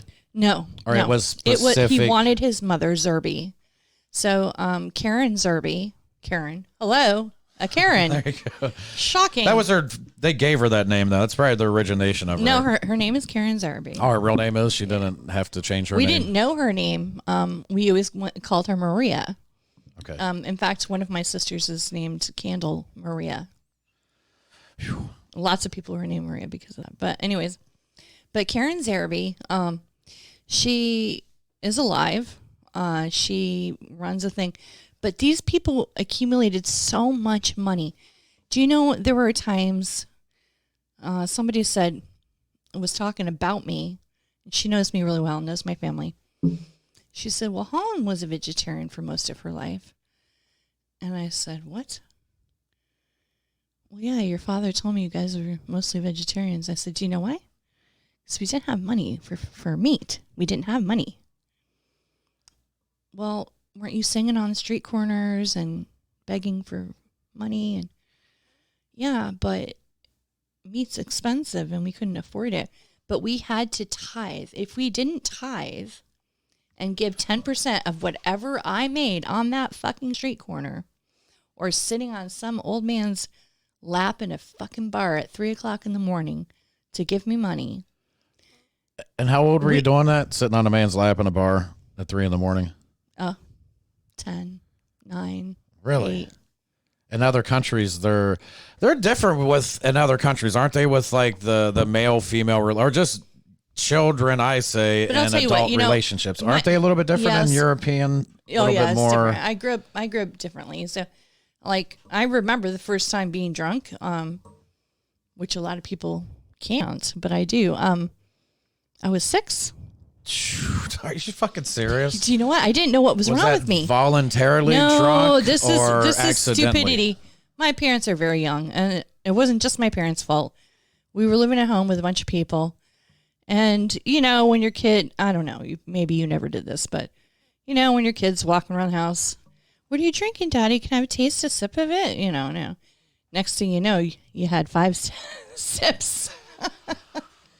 No, I don't. I think my grandpa, Mom, if you're listening, didn't Grandpa Page give me drinks of beer when I was younger or not? I cannot remember, but I didn't get drunk until I was 16. I smoked cannabis practically before I got drunk. Like I never wanted to. You want to hear about cannabis? I didn't know that it was against the law. When I moved to the United States, You're walking around this is smoking how a dumb. spliff, This right? is how dumb I am. I said, my dad goes, you smell like you've been smoking. Were you smoking? I said, yeah, my girlfriend makes her own cigarettes. He goes, Holland, you know I don't approve of smoking. What do you mean she makes her own cigarettes? Yeah, it's cheaper. She just, rolls them and make them.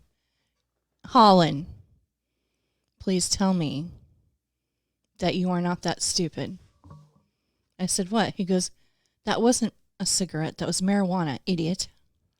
Oh, you didn't know that? I didn't know. And I said, oh. You never smoked cannabis though in Europe though? Like where? No. They Really? did. Well, I they guess didn't. if they're because they believe within- they believed in not hurting your body by things, Yeah, but that's from God. That's interesting. So if you can make an orgasm, Yeah. but if it's a plant, that's what I'm saying. I don't. So how many people do you know that actually, when they were young and whatnot, because I've always had a different mindset with a lot of things that I've looked at stuff differently. Even within Catholicism, I remember being young and like questioning stuff. So I've questioned. But what are people that like really were like, what the fuck is going on? Because I was questioning stuff where kids weren't having sex. I think if I was around where kids were having sex, I really would have been questioning that. I didn't grow up in it, so I have no idea. You wouldn't have because you didn't know any better. But that's what I'm saying.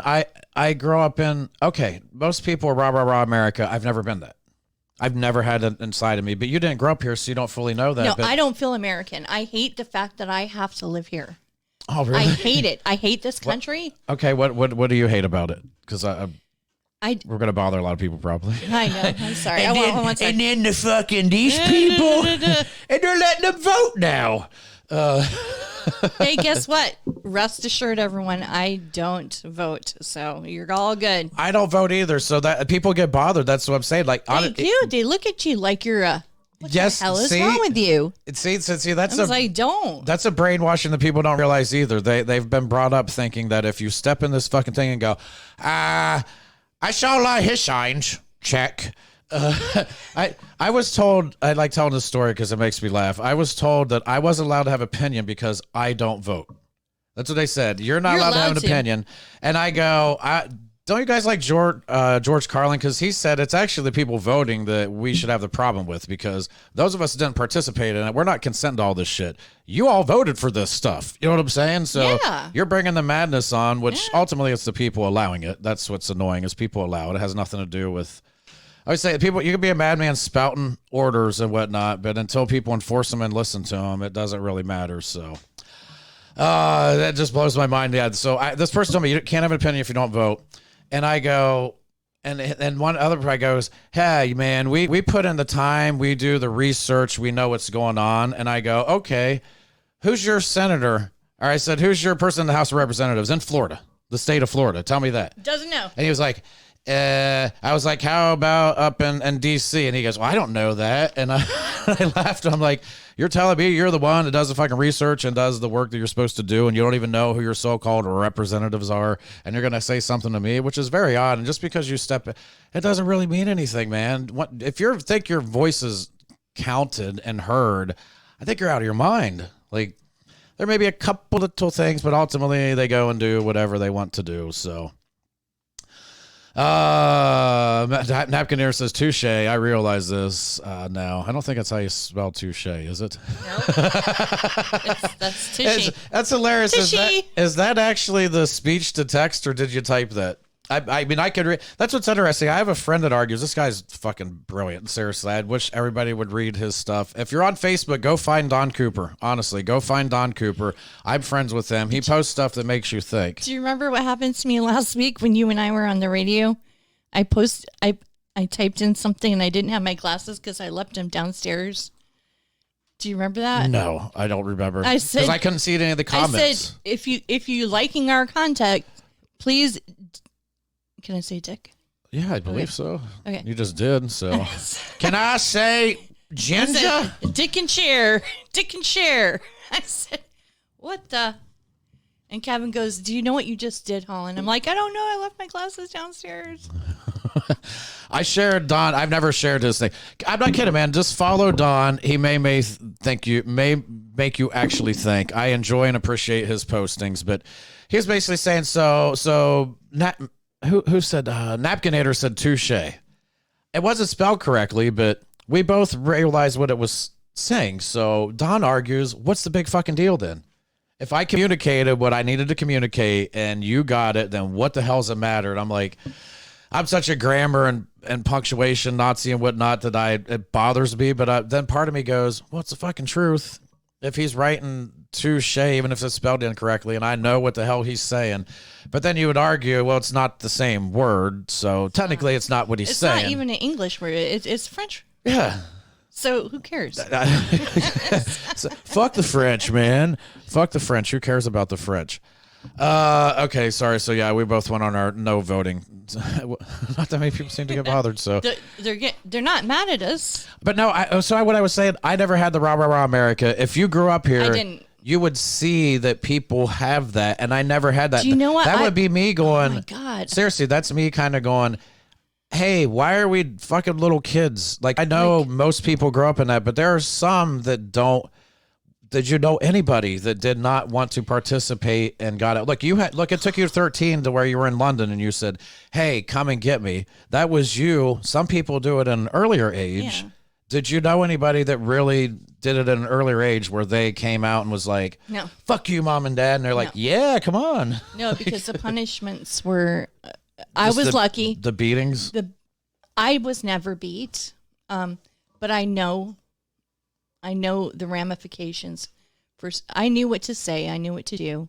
I knew how to behave myself because of who my parents were. There were other people who did not. They didn't, and bad things would happen, and I saw it. You know. And how many? So, what kind of suicide rates do you think were going on? Oh my gosh! If you knew now, there's a website that has it's a staggering number of people my age. If I could remember it right now. So did you have friends and then next Killed day himself. Susie's not there? Yep. Or was it? I had a boyfriend who hung himself with his belt on a doorknob. How do you do that? I've questioned that forever, man. They do it with a lot of celebrities. I think a lot of them are killed, to be honest with you. I think they fucking kill them and then he really. I'm saying with a lot of the celebrities. All right, so River Phoenix. Okay, so Ricky Rodriguez, we were talking about him. Mm-hmm. He actually, after he killed Angela, he drove to the front of a sheriff's office and shot himself in the face. In front of the sheriff's office? Yep. Did he have a note that he had written? Or that was his note, was the video? Yeah. the video was him. And you said you spoke to him a couple days prior. Because and we were did he all- mention anything? No. And he was actually married and he had a very nice wife. They were separated at the time. They were estranged. Okay, so him. Wow, I did not know that. Holy shit! You didn't know that? No, I knew he was in. No, he reportedly lost his virginity at the age of 4. Okay, so River Phoenix. I grew up, same cult with him. So these are not just bullshit lies. Not only that, he has a brother, Joaquin, but that's not his name is Leaf. They changed their names. Their name isn't even Phoenix. Their last name is Bottom, Bottom. I don't know. I mean, actually, you basically see in Hollywood being a bottom, but I mean, their whole family were bottoms. Their parents. Okay, so he grew up performing like I did on the street corners, playing the guitar, singing for money, witnessing, trying to convert people into the children of God. So most of us are quite entertaining because we were taught at a very young age how to be. Another one is, which she's not my favorite, Rose McGowan, but she's. So Rose McGowan also grew up. She lived most of her life, the country next to me, in Italy. I don't think she's Italian though. I think she's American. But yeah, see, River Bottom. That is his name. I don't know. It's kind of cool, actually, in a way. River Bottom. Joaquin's name is Leaf. Leaf Bottom. Leaf Bottom. Is it like Leif? Leaf. I'm guessing. I hope it's not Leaf, right? It was Leaf. Are they SGAs? They are SGAs. So they're second generation. Yes. And do you know when they escaped? Did their parents escape? Yeah, they were a lot younger. Okay, so they were younger when they left, so they didn't have to go through a lot of things. I'm sure they did some. They remember performing on the street corner for money. They remember not having any money. They remember going without money because you had to send money to David Berg in order to be status, And did the creator, David Berg, travel around? Oh, yeah. And no one knew where he was. So did he no pop in and go, hey? No, and then... never. We never saw him. Oh, really? Yeah, they called it, he lived in a Selah. Do you know what Selah? Like Selah? I don't know. Yeah, Selah is a word that they would use to be like, you couldn't know where they were, incognito, I guess you could say. So a lot of times after a while, they stopped allowing their faces to be seen. And then in their publishings, when they would post pictures, who's that? I have no idea. Jemima Ferris. Just scrolling along. If you're just tuning in, we're talking about the Children of God cult. And Holland was in it for basically 15 years of your life, correct? Yes. And there's a new book that just came out about it. I haven't finished reading it because I've just been really busy. River Phoenix was in it. Rose Buzzy's McGowan. calling in. This should be interesting. Right. Good old Buzzy. Buzzy's a truck driver from the good old state of Iowa. Buzzy. What's up, Buzzy? Okay, I've been listening to the show off and on because I'm in New Mexico. It fades in and fades out on me. And first of all, I got to say I feel very sorry for what this woman has gone through in her life and the other children, what they've had to go through in that cult. But to get to what she just said a couple minutes ago, she hates this country. But why does she live here? Why did she come here? I'll tell you why. She I'll hates tell you why. Because I have an American passport. I have no choice but to be here. Okay. So why didn't you stay where you was at? I didn't catch that part. I couldn't. My parents left the Children of God when I was 15. They are American citizens, and I had no choice but American citizens. Okay, I understand that part. Okay, and then I understand that part, but now you're an adult. But so I can't I'm believe a now mom. if you hate it so bad. I'm a mother with 4 children, and I'm a grandmother. Okay. I got. My other point is, okay, I can understand all that. You got children here and all that. I can understand that. But why hate the country? No, you don't like the politics. You hate the politicians. But this country is the best country in the world, in my opinion. Of course, How many have you lived in, honey? grew up here, born here. How many have you lived in? Well, I lived in Germany, but I was in the military at the time. But other than that, none. So here's the thing: until you've lived in a bunch of other countries, you don't know what else is out there. You really don't. I'm not disparaging what you're saying, but I have been. I watch TV. I see the news. That's propaganda. I'm sorry, honey. No. Now, let me finish. Let me finish, please. Okay. Other countries. I saw The Love Boat. I made me lose my you made me lose my train of thought. God damn it, I'm an old fat bastard driving a truck for 40 fucking years. Here, Buzzy, But anyway, Buzzy, let me step in for a second. Let me ask, what name one thing that you're not a fan of in this country that you would say, like, this is one of the really things that really bother me? Oh, Holland. the healthcare system. Okay, that bothers me. The healthcare system. No, so the politicians. Then Buzzy says politicians. Okay, you say politicians. I do not get myself involved because I myself have never felt like I was an American citizen. I don't. Okay. So I don't really involve myself in any of that because it's foreign to me. You say healthcare system. Okay, then I can come back at you. Why am I responsible? You want health care for free. A lot of people think that should be a God-given right, health care for free. Well, she didn't say. I don't believe that. I don't think she said that. I believe we should charge more taxes. Okay. I think we should pay more taxes. Huh? I really do. Why? So we can all It's my money. Sure, money, but what about everybody? Everybody can do the same thing I do and so many other people. Get a job. Be able to support yourself. There are jobs out there right now, but people do not want to go get them jobs because the government is giving them more money on unemployment than it would for them to go to work. That I will agree with you, and it really is.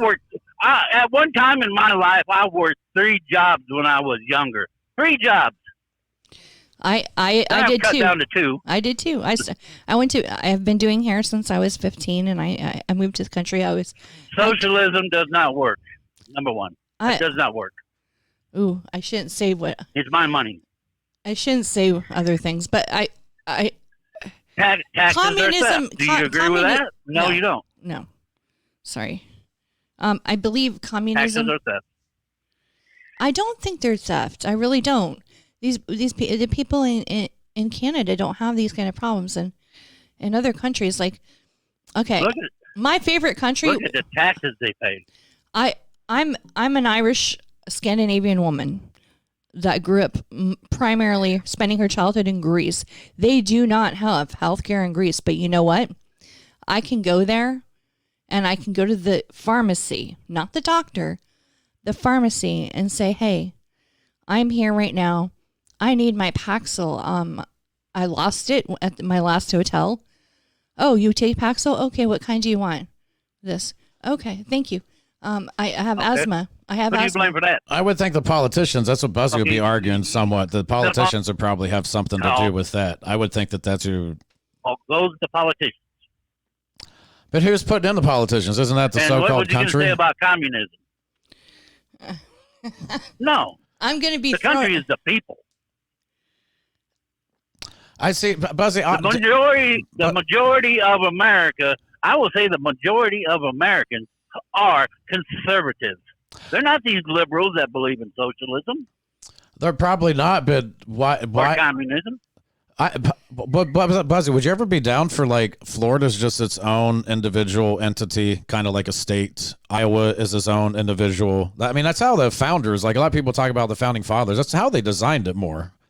You know what I'm saying? And we were kind of just supposed to be their own little areas and so-called united together. So I'm kind of United States of America, yes. But ultimately, like, wouldn't you like to just, like, Iowa, kind of do your own thing? Because your state gets funding from other states. You know what I'm saying? Like, so, and there's some type of so-called socialism. This is where the federal government steps in and say, "Hey, you do it our way, or we cut off your federal funding," and there you go. Well, I mean, no disrespect. I am not the most It's all educated about person. the money. I'm not the most educated person. But she owns a business. She has Neither am I. she Neither am I. but she has a business, so she no schooling whatsoever. She was able to come.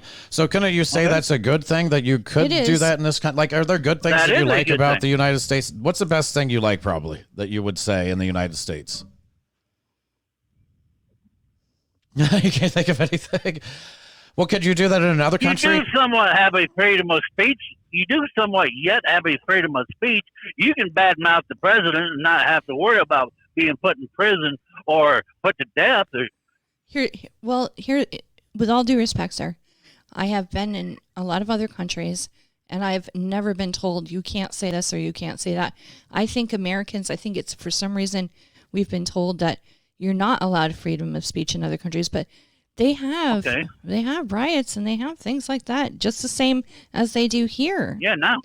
You know, and you are allowed to say whatever you want. You If really are. America's so bad. You what, honey? He's probably driving through an area that. Oh, okay. Excuse me, that he's going out on.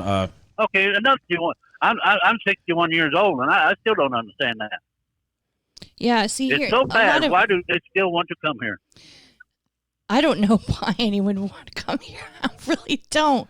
I Well, I don't. That's not only for you to answer. That's up to maybe Patrick can answer that question, or maybe somebody in chat. I don't know. Why do people come here? Here's what I would say from what I've seen. I Okay. said a long time ago.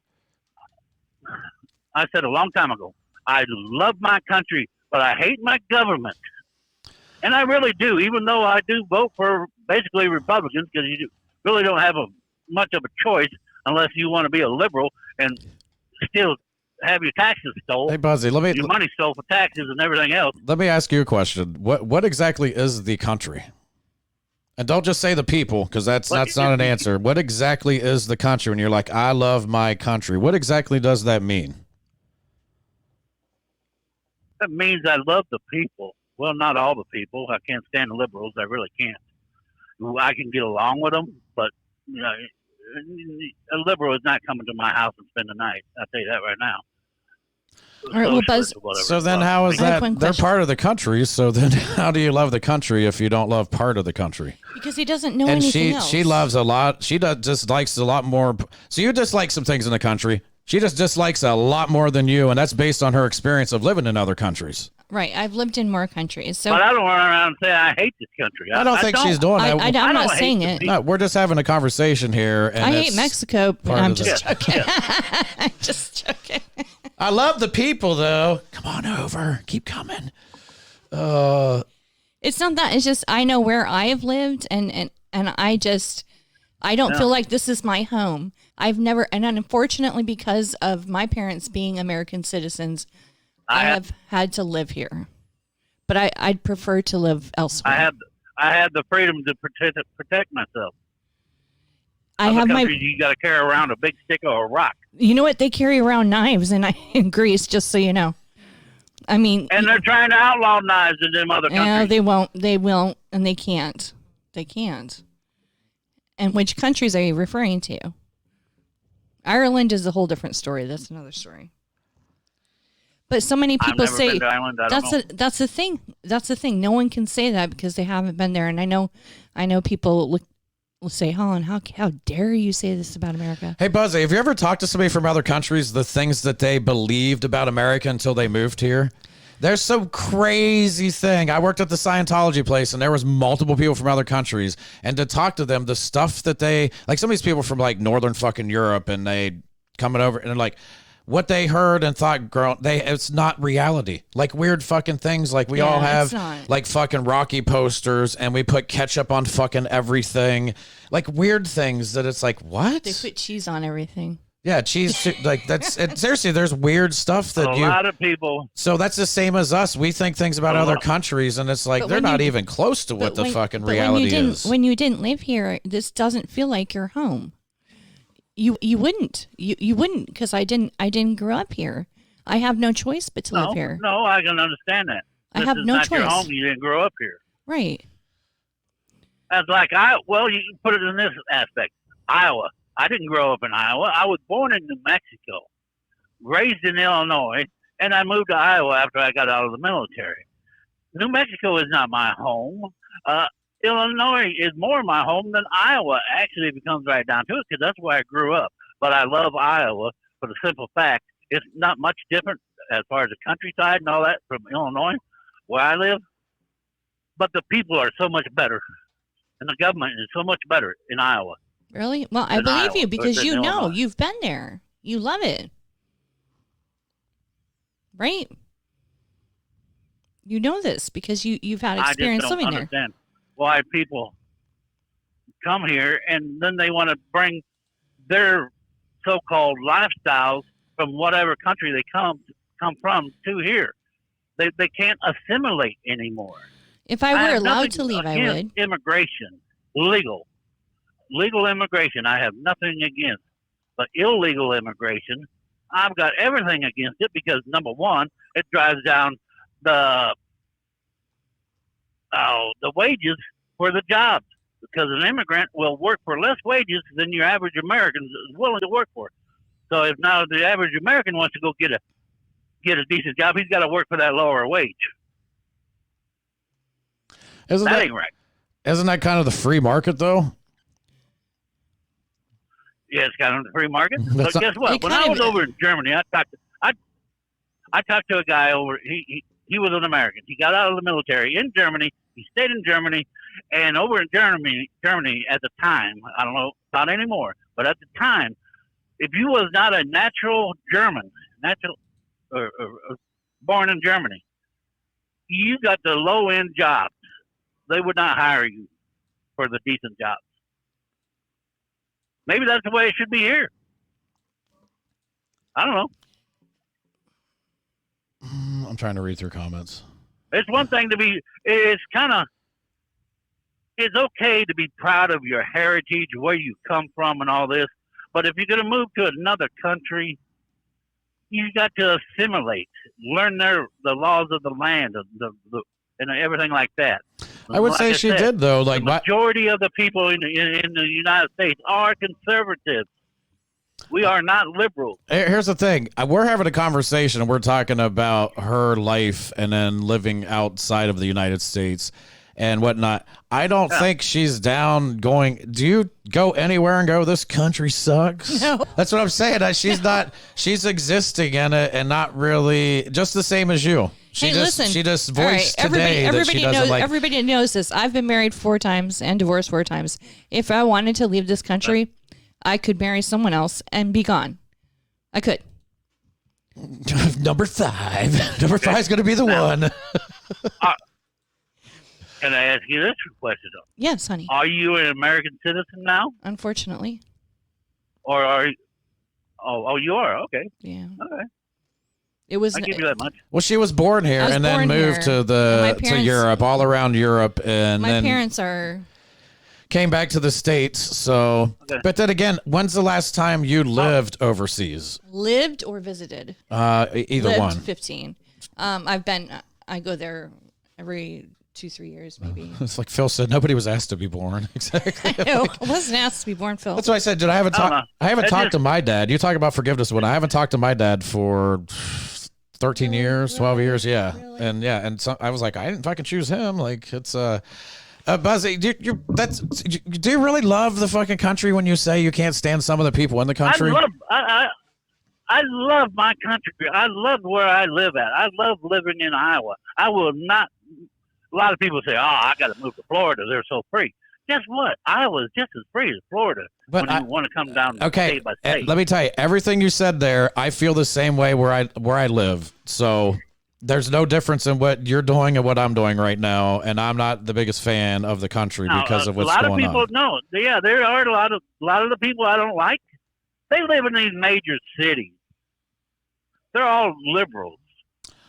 But then that's you're socialists and all that. Okay, so what do you think's ever going to be done for your dislike? Because they dislike you too. So what do you think's going to be done? Yeah, we're always going to fight and argue. The government's going to keep us fighting against each other so they can turn around and do what they want to do and even have more control over the people. That's what's been going on for years. I'm fully aware of divide and conquer, but wouldn't you say you participate in it some when you're pointing out you can't stand the liberals, the people in the cities? Yeah, I participate because I want everybody. I would love to see everybody being a conservative. You know, basically, let me live my life, let me raise my family, leave me the fuck alone.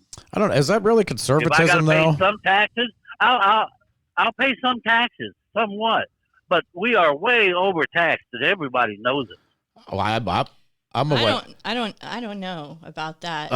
Man, you know, in California, if you make $1 million, $1 million, they take like 60%. So you only get $400,000 out of $1 million. Okay. $400,000 in California is nothing. That's like a small house in Florida. Florida don't pay state tax. Praise Florida, the Lord. Thank you. States, yes. Florida is one of the few states that don't pay state tax. Exactly. I've lived in two of them. Every state pays state the tax. state of Washington and the state of Florida. You don't, yes. And you got your federal taxes. You got your gas tax. You got taxes on your groceries. You got taxes on everything. Everything. I'm fully aware of that. But that's I know that's where you go with the government highway use tax. They spend too much fucking money. That scale back the military and then you buy a house and pay for it. Hey, let me ask you this, Buzzy. Nothing at the end of the day. No, you're gonna. We can't take the fucking anything with you. So do you really own it? Hey, I'm taking this land with me when I die. No, you're not doing it whatsoever. You buy your house like I bought and paid for my house, my property. It's paid for. So I'm curious. But guess what? If I don't pay my property taxes, they come and take it. Oh, exactly. I'm fully aware of that. That's why I'm wholeheartedly against that shit. But I'm sorry. I'll be right back. She has to go to the bathroom. Thanks. Okay, so. Okay. So yeah, Buzzy, I don't think she's sitting there saying, "Man, this country sucks" and whatnot. She's just lived in other countries and she would like to live there. Just I've never lived in other countries, so I have no idea. But I've never really lived in other countries except Germany, and that was on American soil, basically, the Army post, which is considered American soil. But the way I understand, most countries are even worse with their taxes and everything else. A lot of people don't mind it, though. There's a lot of people that don't mind having 80% of their money taken. Then why don't they stay there or go back there? I know this woman has kids and all that. Well, the kids can come back to America when they can become of age. Then I guess I don't know. I don't have an answer for that. That's not my problem when it comes to that. Yeah, well, I don't think it's ever going to change in your lifetime, and not my lifetime either, Buzzy. No, or my kids. Well, it may change in my kids' lifetime and my grandchild's lifetime. Let me ask you this. Let me ask you this, Buzzy. So, based on you saying you love the country, love the people, the fact that the people are allowing this to continue generation after generation after generation, we all accept it. At what point do you start? People are sheeple. So then, why do you care about them so much, the country and whatnot? I don't. We need to. I don't know, man. I don't understand. Because I have hope for the people. I have hope for this country. Now, is it ever going to happen? No, probably not. But yeah, I got to have at least one little strand of hope in human decency, and the human decency is going out the window. It has been for years. I'm aware, Buzzy. I've grown up, and yes, I pay attention. I know it's changed. I am a little bit libertarian, but I'm more conservative than libertarian because there's a lot of things I don't agree with, like your drugs or whatever. Libertarians believe, all drugs should be legalized. No, they shouldn't. Marijuana, I don't care. I don't care at all. It should be legalized. I don't care. But I'm talking about like your acid, your meth, and all that addictive type of shit. Because now, okay, it's your right to put in your body what you want. But once you start putting that in your body and you lose everything you got, now you're breaking into my house, stealing my 12-inch black and white TV. Now we got a problem. Maybe they wouldn't be doing it if it was legal and it was cheaper. You could regulate it. Look what's going on with cannabis. Remember back in the day when the mob. They were doing the rum running and shit. They were fighting against each other with guns because it was illegal. They created a black market. Is Budweiser and Miller shooting at each other when they go to the gas station now? No, because it's all accepted and whatnot. Perhaps if other things were treated that way, if more things were actually available, people wouldn't be doing meth and the heroin. A lot of people went to heroin because the fucking oxys that the doctors were handing out, they became too expensive. But do you know that, Buzzy? A lot of people here, listen to this. You may learn something. Honestly, a lot of people went to heroin because the doctors were handing out these pills. They kind of stopped handing them out, and the pills became too expensive. People went to fucking heroin because of stuff that was technically fucking legal that was being pushed by the doctors that are part of the system that a lot of people don't like. And look, she was saying she could just walk into a pharmacy and go, I take this pill, and they're like, cool. Whereas here, there's a black market. There's fucking guns involved. And you don't even have to go get a prescription. That's what I'm saying. Like, I understand all that. But it at the end of the day, it ruins lives. At the end of the day, innocent lives, innocent children's lives. Let me just say one thing. I'm being totally respectful because I know you haven't lived elsewhere and you don't know. But when one of my prescriptions cost me $402 every month, and I have to take it. Last time I was in Greece a year and a half ago. Did you know? Okay, I understand that. I didn't go to the doctor. Medication in this country is way too high. But I didn't even have to go to the doctor to get the prescription. So I didn't have to pay the doctor. And I went in there and I said, here's what I take. I need this. And a lot of people may not know. A lot of people may not know this. 30 euros. 30 euros. Oh, okay. 30 euros. Okay. You can't do that here. Now let me finish this off. Okay. With that. No, not now. You was able to, because before Trump got out, he passed a deal where Americans got their drug prescriptions at the same cost, we'll say England, at their lowest price, what they charged England for that prescription. No, sir. Trump passed that. And then Biden got elected, if you really want to believe he was elected, through and did away with that. Sir, do you have medical insurance? Follow the money. Do you have medical insurance? Have you what? Do you have medical insurance? Yes, I do. Okay. And I pay for it through my company. Okay. I don't. I have a company. Okay. I'm not an educated person. And but one of my medications, I'm on two. I'm not being disrespectful, sir. I just want you to see my side. I understand. I'm not trying to be disrespectful either. But I have to work my ass off. What I think is fair. But you know what's not fair? That I have to pay 2 of my medications in order for me to live. Cost over $1,000 a month. Not only that, I have to go to the doctor every 3 months to get them. That isn't right. Mm-hmm. When I can go to Greece. Don't take this the wrong way. Okay. Don't take this the wrong way. No. But I raised my daughter and let her know one simple little thing. Life isn't fair. It really isn't. Oh, trust me. Believe me. If anyone knows. Haven't you heard her fucking story? He hasn't heard my story. I know. Weren't you listening? I know. I was listening. I got fucking sweetie. porn pop-up books from the cult that she was in. But I don't understand. Okay, well, I don't know you. I am kind of a compassionate person. I really am. A lot of people don't think I am. But what makes it right where I should have to take my hard-earned money and pay for somebody else's health care that I don't even we're getting know? Another caller. Oh, they got to call in on mine. Okay. Oh, they have to call in. Yeah, give them my number. Yeah, Buzzy, you had your Sean Hannity moment. I totally respect you, sir. I know you don't do my shoes. I should say Tucker Carlson. Yeah, I know. Not Hannity's going down, right? It's more Tucker now.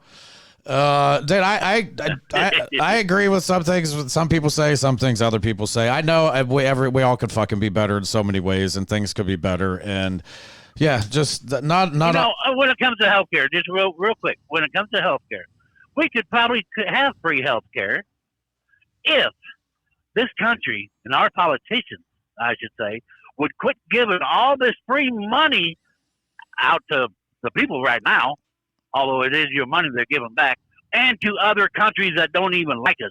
Quit giving the money to other countries. I'm aware. Take care of your own first. Take care of your own first. America Anyway. owes Care more of money others. to other countries than we can possibly pay back. America owes a shitload of money to other We countries. are in so They much borrow trouble. money to give. They borrow money to give to other countries. They borrow money from France. China to give back to China. Not to China, honey. What no, the hell's that deal? Not China. Not China. Not China. Yes, they do. Oh, yes, they do. Oh, yes, they do.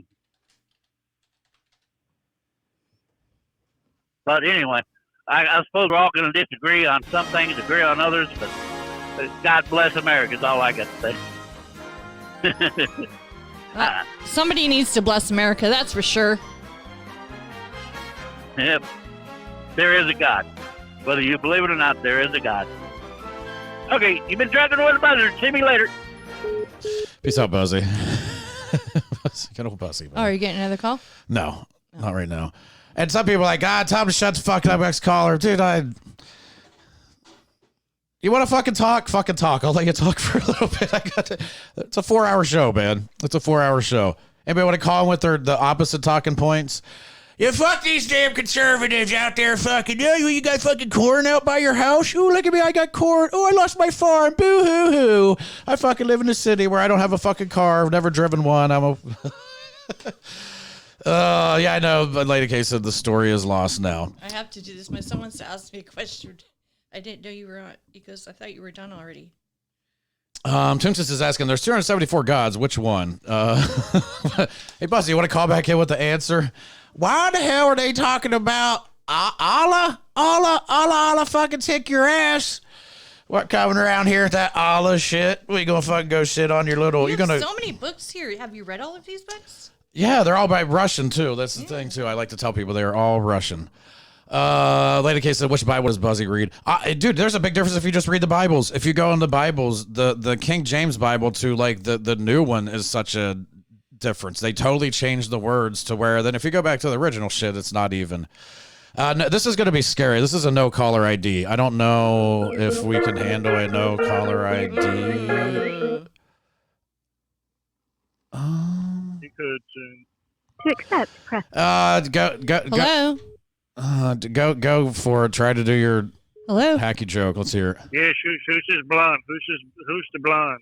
Is this a Ned kick off? You ripping off Ned? He does sound like Ned. I think it sounds like Ned a little bit. Oh, you're getting another call too. Yeah, it's Buzzy trying to call back. Oh, okay. Who's the blonde? You want to say who you are? You can make up something Hi. for all I care. This guy's Okay, a troll. you want to know all of my names I've ever had? You can Google me. I've never been arrested or in trouble in my life. My name is Holland Abaya Coleman Richards Higgins Richards Levy Mimo. Yes. We could use some help on the Cluster F show. Cluster F. What? I'm sorry. I need to replace Donna. I want to fix Donna's this losing all of her hair. I need to replace her with a blonde. Oh, well, this blonde looks like a lesbian. Because look, no fucking Well, hair. Donna Waters is going bald. I need to replace her. She's untalented anyways. Some people have no You want to idea. put an application at Cluster F? Do you want? She has no idea what Cluster F is. I don't think. Do you? You know who Ned is, though, right? I know Ned. Yeah, so she knows who you are, Ned. She doesn't realize that you have your own show. Oh, I didn't know. I'm sorry. She's doing a great job. We're the only homeless. Dead air. The only homeless radio show on Twitch. But fuck you, man. I got the only homeless show on Twitch. I never see you around the McDonald's using the Wi-Fi. No, I never see you around the McDonald's using the Wi-Fi. And I know the people who use the Wi-Fi. Starbucks. Oh, look at you, hoity-toity. Hoity. Acts like you're from fucking... Chapel, that's right. Yeah, you act like you're from Zephyr Hills out there in the sticks, but you're going to Starbucks, man. Fuck you. I can't afford that. That's not fair. That's right. I don't have to pick up after my dogs. Our shit don't stink up here. I don't even like dogs, man. What do you think about that? I'm not a dog fan. Did you hang up? Buzzy hung up too. I'll tell you, that's a pretty good fucking damn impression right there, man. Freckles. Our dog next door. she agreed, like so many other people, that I need a haircut. She actually cuts hair, and I said, I need a haircut. She goes, yeah, you do. So, yes, and other people have said they're like, Pat, you need to get your fucking haircut. I'm like, I'm aware, man. You were all happy and excited because what is your wife's name? I forgot. Shannon. So, you said you were really happy with Shannon's haircut. Yeah, she cut my hair. I was like, you do better than the actual people that fucking cut hair. Especially the ones that come from other countries and badmouth this country. My fucking relatives didn't die face down in the... Is that Buzzy? We got to get back to fucking cult talk. Come on, man. You're trying to bring it down. We're trying to talk about little kids having sex. Can we get back to the Children of God story? Who's that? Lady K. Lady K wants to get back to. So. All right. So please ask me a question. I will answer everything truthfully. So I want to know about Ricky. So okay. When did you find out about that? So if you missed out, we watched a little bit of a video. I played it. There was one of the sons that was. Okay. Wait. You can just go. No, I'll just go. We just say what the actual thing was leading up to the video, and then what happened. Someone who was posted as posed as someone to be emulated, and we're raising this child named Davidito, and this is how we are going to be suggesting you raise. It was a how to raise a child in the second generation adults, which I'm a second generation. So anyway, Ricky Rodriguez had some bad things happen to him, and he was more on the thought of he felt guilty that he was the one portrayed as a way to emulate and raise your children, and it messed with him really badly. So they made a book with the son, right, and he was in all kinds of different sexual positions, and it was how to raise your child, right. And he was part of that. So he grew up and he thought, did he feel responsible? Like, holy shit, other people have been abused because based of me. upon me. And he said, I can't imagine anything worse than having been raised a girl my age. And I am a girl who was raised his age. And he said, Holland, I can't imagine anything worse. I can't. And he couldn't live with it. He wanted to kill his mother. He couldn't find her because she was always in a Selah home, and which means you couldn't have access to them. So he found one of the nannies that was molesting him, killed her, and then killed himself. So he was abandoned. They just went, hey, bye. No. He was supposed to be the end time leader. They paid him off, and then he left. Okay, so what was the end times? Did they actually think like Revelation was going to occur? People were going to be blasted up into space? So as you saw in the earlier, they said, we didn't think we'd be alive past the age of 12, which I always grew up believing I wouldn't be alive past the age of 12. Jesus was going to, we're going to live through the end times, and Jesus is going to come get us, and we'll be living in the heavenly city that was inside the moon. Ooh, I didn't get to that yet. They were going to live in a city inside the moon. No way. That's where...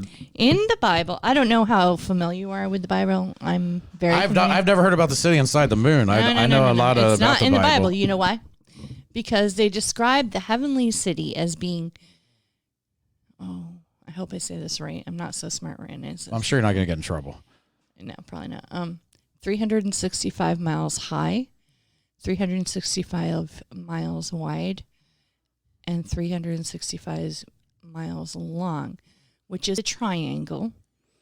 And those exact circumferences can live inside of the moon.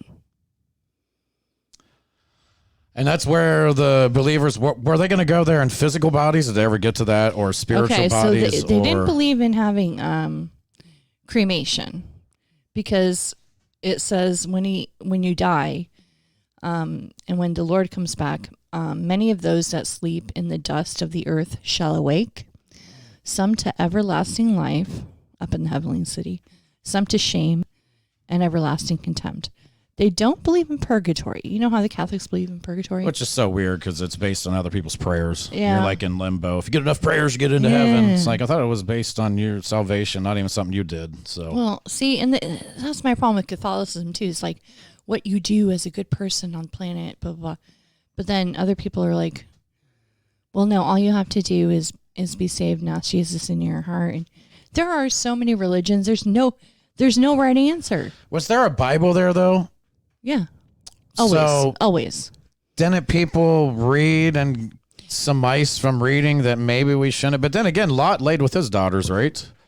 Or somebody did. Who? Not Lot, because he wasn't ran away. Lot. No. Not okay. Lot. So a lot, no, but people did I know in the what you're Bible, talking though, about, Lot. right? Okay. Not Lot, but he allowed Lot's daughters. He gave were the molested. angels. Yes, he goes. The angels came and go. Ooh, there's some fucking good-looking men that just came here. Well, There was that's men- how we men of had. the- That's how we had giants. Do not, if you don't know the story, and correct me if I'm giants. wrong. So there were angels that came and they went to Lot's They house. had sex and with the daughters of men. Men of the city were like, "Oh," they went to Lot's house and said, "Oh, baby, we saw those sexy guys," and he said, "Here, take my daughters instead." Right? Right. He did. He did. He did.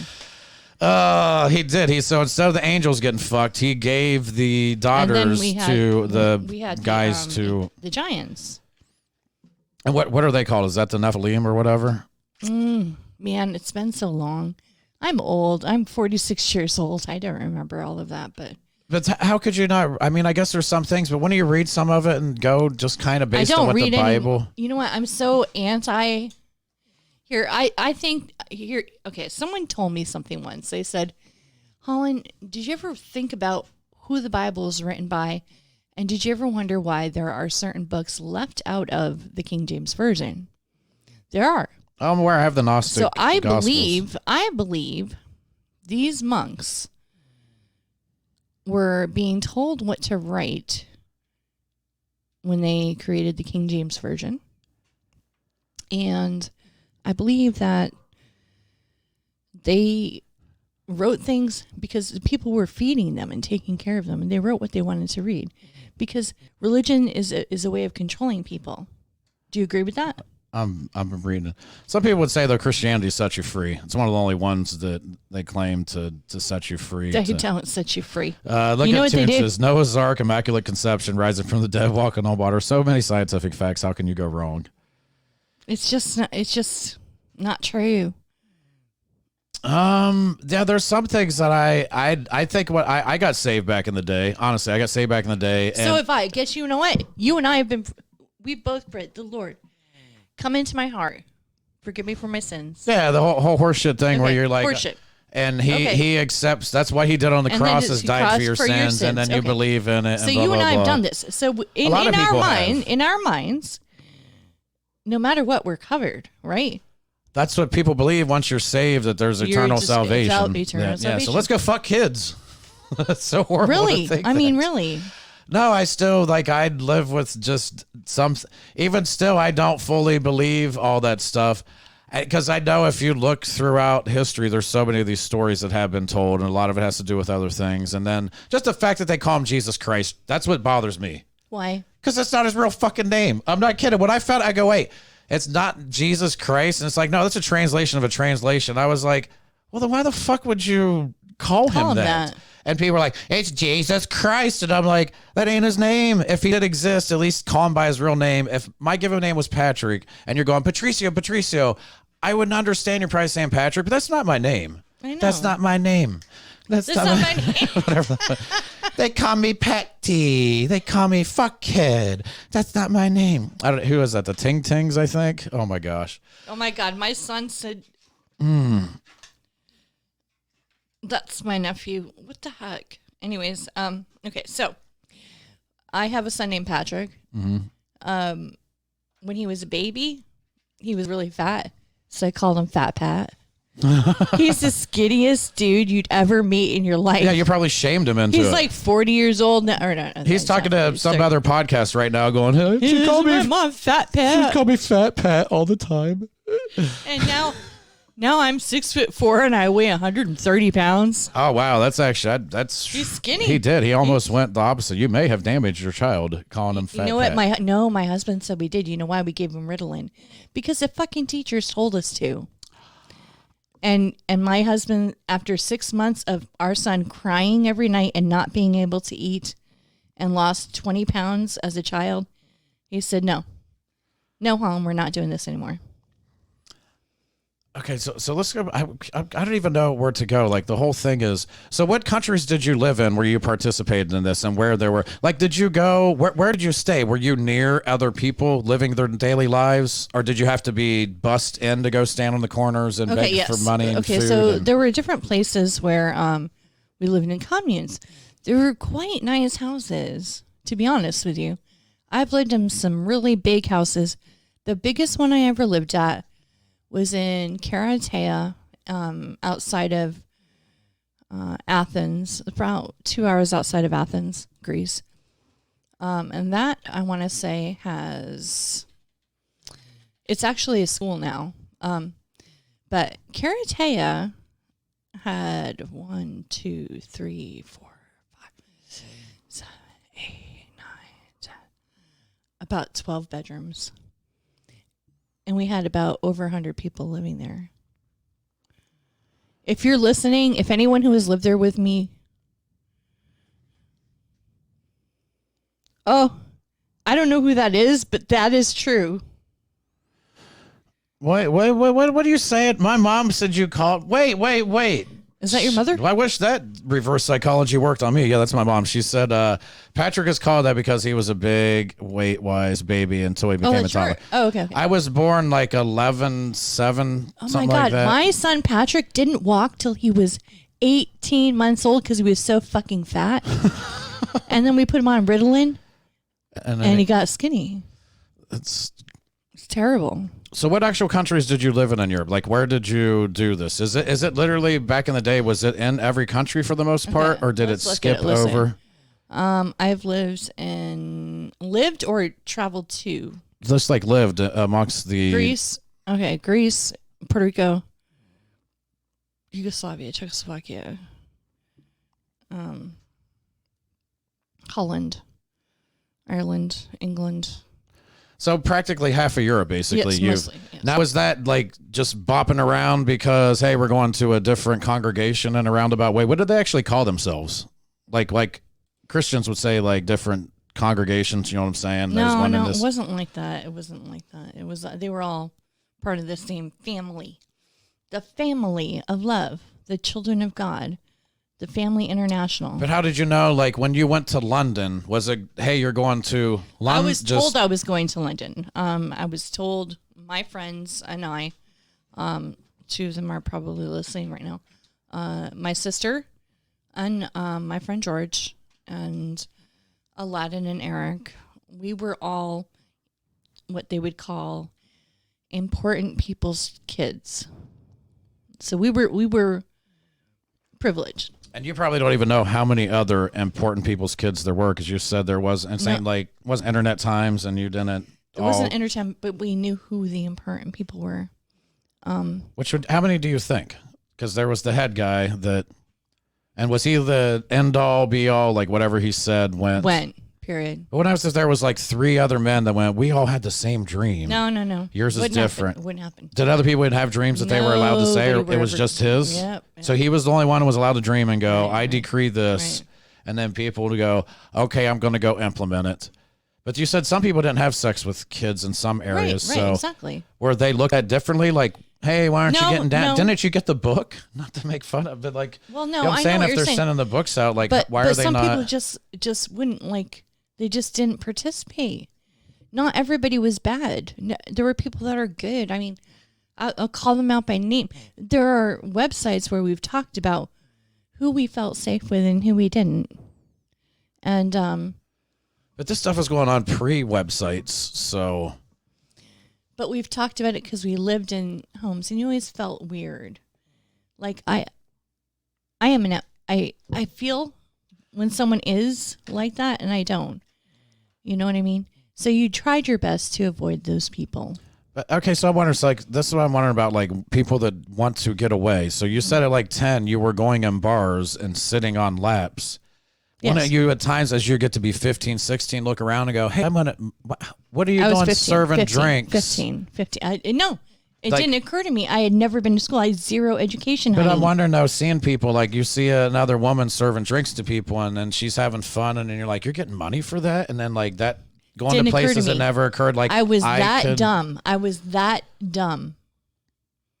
And that's most people, right? They Yeah. were just so That dumb. like when if you went back and said, I talked to a person at the bar, I want to go apply to be a hostess somewhere. Would that be Wouldn't no? have wouldn't have happened. It wouldn't have happened. And there was nobody that really wanted to break free. Just people like to push back against. I mean, look what you damaged your son. He was fat and now he's skinny. And you know what I'm saying? People like really push back against their parents. And there wasn't that many. Okay, about the suicides. You said a lot of people. Did they do it as they got older and got Yes, away from it? yes. Were there that many that did it Yes, within? because they didn't know. They didn't know what to do with the rest of their lives. They felt like their lives had been ruined. They couldn't live with things that had happened to them. They were depressed. They couldn't find real jobs because they weren't educated. I'm a self-made person. I will find work. I don't care if I scrub toilets. I don't. There is nothing beneath me. I don't care. You know, but some people just couldn't find their way through life and they couldn't live in society because they just didn't know what to do. You know? Did the Ricky Rodriguez Yes. break it down about the book and how he felt responsible in the video? Because I didn't watch it. I don't know what He never wrote a book, but he was very adamant, like he felt responsible for being the center of attention to where people were emulating his upbringing. He hated his mother. He wanted her dead. He wanted to find her. He wanted to kill her. Did he have to travel far, or was she local to where he was? The problem is that I've never known where they were. Never. We were never privy to that information. Wasn't it in the news though? No. They never revealed where he killed, or not the mother.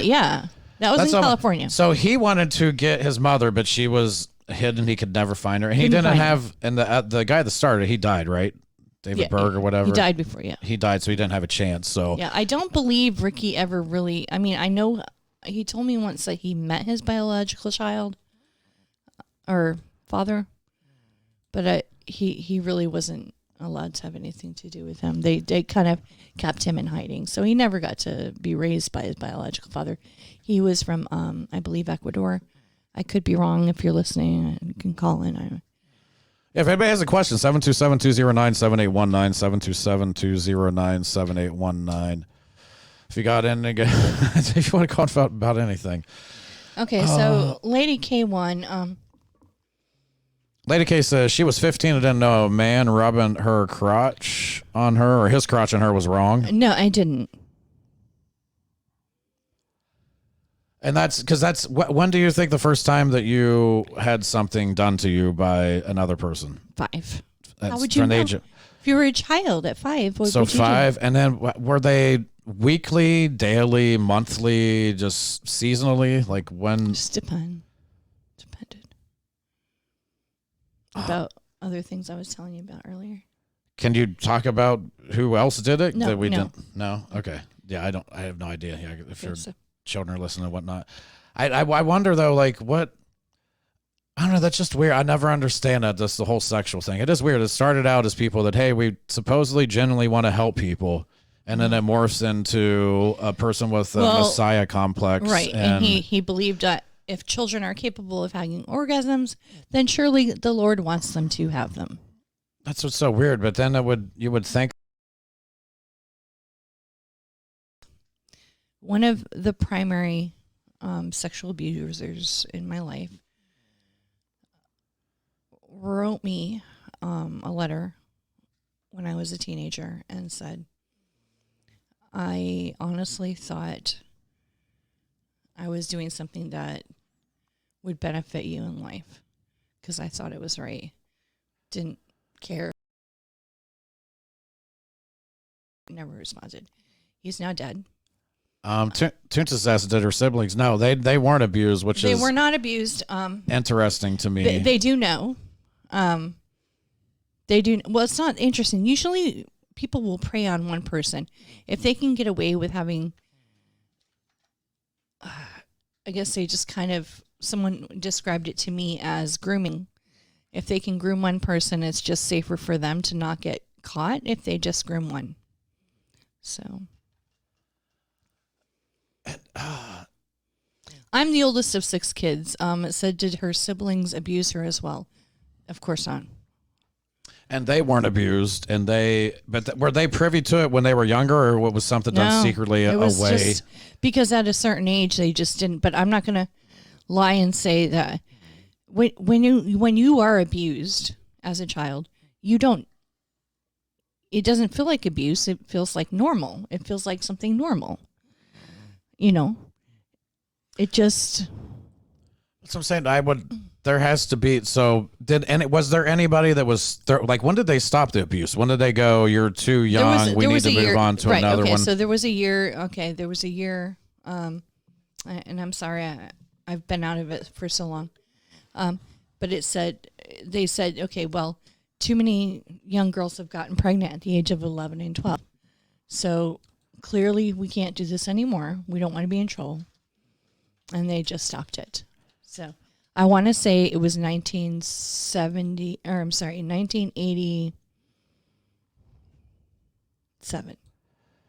1987. So it looks like he got jailed. No, that's not him. That's not him? Children of God cult not. rapist jail. Is that a different person? Different person. Wow. So there was. That's him. Yeah, there was probably quite a few of these that were. Rodriguez. Yeah, so that's the little boy. Yeah. And any idea about these? Yes. Okay. So she is actually. I won't say her name, but she has a very difficult life. She is a pornography star, but she's getting a little old now. So sorry. So because of the world she grew up in, yes, she is now, and he's killed himself, deceased, and then this young one. The young one is Tachi, who is still, to my knowledge, with her mother, but I could be wrong. He just has the crazy eyes, man. Okay, so he married his granddaughter in that other picture. All right, scroll down. Probably was. No. Okay, keep going.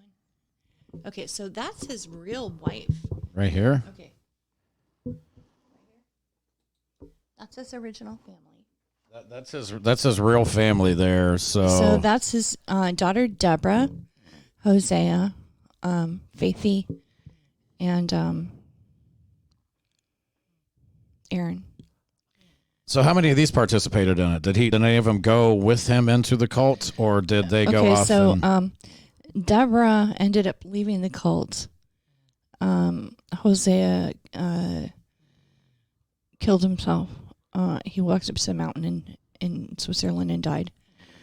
Faithy, I believe, is still alive.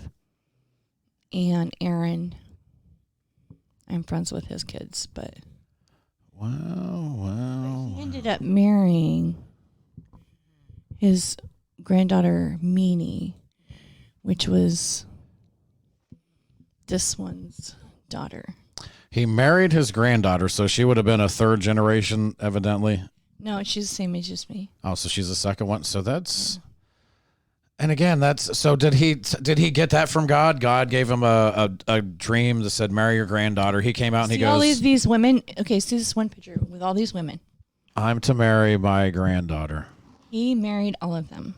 Oh, so those are... Did he have just a big concubine and he probably had them have sex with each other, I'm guessing then, right? If he was down with lesbianism, or were his wives treated differently? Well, I won't say, cause I wasn't there, so I won't say anything. I wasn't there.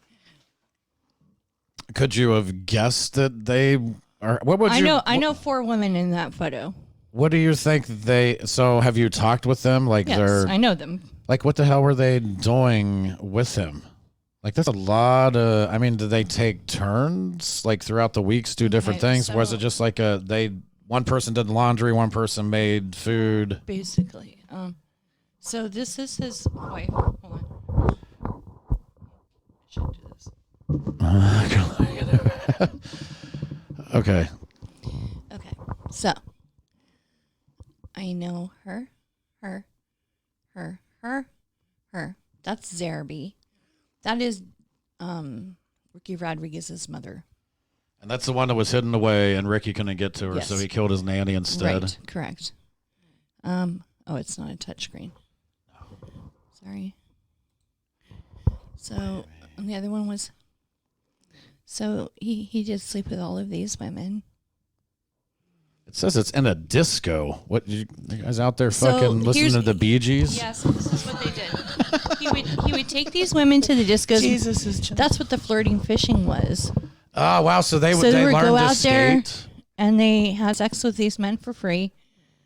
They, you know, a lot of them they had money and they would get them to donate to the group, and it's a lot to read. It's a lot to read. It says in 1987, the cult claimed the membership at 12,000. That's not that many. No, but 6,470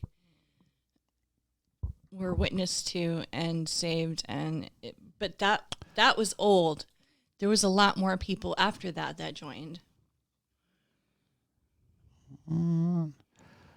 Was the Manson part of this at all? No, like, was no, there? no, It had no, nothing to no, do with it. Nothing to do with that. Because they didn't believe in being violent people. Okay, so here's a couple books that came out. See, Not Without My Sisters. That's a good book. It's a little confusing when you read it because, again, remember I said to you I was going to write a book, but I don't think I would do a very good job of it, and I would want someone to do it for me. That one wasn't written very good. Sorry, Cyril. Sorry, girls. She was a sacred prostitute. What exactly does that mean? They were doing a sacred duty of bringing in the men? Yes. Sacred prostitute. That's what I'm saying. I wanted But you to things read. okay, so somebody was like, I'm reading in the chat room right now. It's like, not violent. He fucked kids. Okay. He couldn't actually because he was quite impotent by the time that was going on. See the left picture in the middle down, that's Davidito, Ricky Rodriguez, when he was young. And he's teaching them to read the Bible. He's the same age as Pretty much, right? Isn't that the Bible? Or is that, it's not his book, is it? Yeah, it's his book. Okay. And so did people give like alms? Like, so you had to go get money. Did people go, like, where did the money go? Was it just thrown in a big pile and, okay, you go get this? These people you go get lived. this? These people lived with so much money. We would be starving. Remember, I told you there would be times we wouldn't have money for food or meat or anything else. And 10% of whatever you made had to be sent to them. So these people were living like kings. So they were, but then about where you were, how did that, did you have your own money where you lived No. amongst the commune, or you had to give it to We had to give 10% them, to and then them. there was one, did any of them live like kings? Like your parents, you said they were like special. I don't know what the actual phrase you But said. they didn't have money. And They didn't no, benefit at all? Not at all. No. I'm trying to see if they're, does Karen still live in the United States? Has she been investigated by the FBI? She has been several times. If you look her up, her name is Karen Zerby, but no one knows where she is right now. Her son tried to kill her, so they're Karen Zerby. Yep, that's her. Yep. Well, they got pictures. That's probably a different person. Well, it looks that's- like her, man. Yeah, that is her. That's her. What? That's her. Yeah, that's her. So how is she? She's half blind. She's always had problems with her eyes. But that's her with the gray hair now. That's what she looks like, yeah. Oh, this is fucked up, man. Especially the fact that there wasn't that many people. I know it was worldwide, and some people say 12,000 is a lot, but I don't know if it's you're branching out everywhere. I guess it is a lot of people to be in a fucking cult. Think about it. It so, is. So they were getting 12,000. Obviously, not everybody's making money, but people are going to make money. How? That just blows my fucking mind. You guys have any questions? Anybody else like as dumbfounded as I am? I mean, I've heard about some of this shit, but so how do people like what made your parents go, we need to get the fuck out of here, other than you went away, so it was more for you? So your parents kind of got in because of you and got out because of you, it seems like, right? A little bit. My parents are relative. My parents are good people. They really are. They were also told they were going to send me away again, which already they got kind of in trouble for getting me, and then from England. But they said they were sending me to Romania, and my father just looked at him and said, "No, you're not." And your mom, your mom was fine with leaving too? Yeah, she was fine with it. Do you think there was something inkling for them to get out of there? That was just kind of the last straw? The last straw was they had told them they didn't want my grandparents calling the house anymore. Yeah, you can't. That's what's interesting. You said the grandparents actually came. I wouldn't think that they would allow outsiders. They had come 8 years prior. It had been a long time. And how? So, do you remember? Like, did you save anybody yourself? Did you introduce anybody that said, "I accept," and they come in? And to this day, I feel very guilty about one particular person that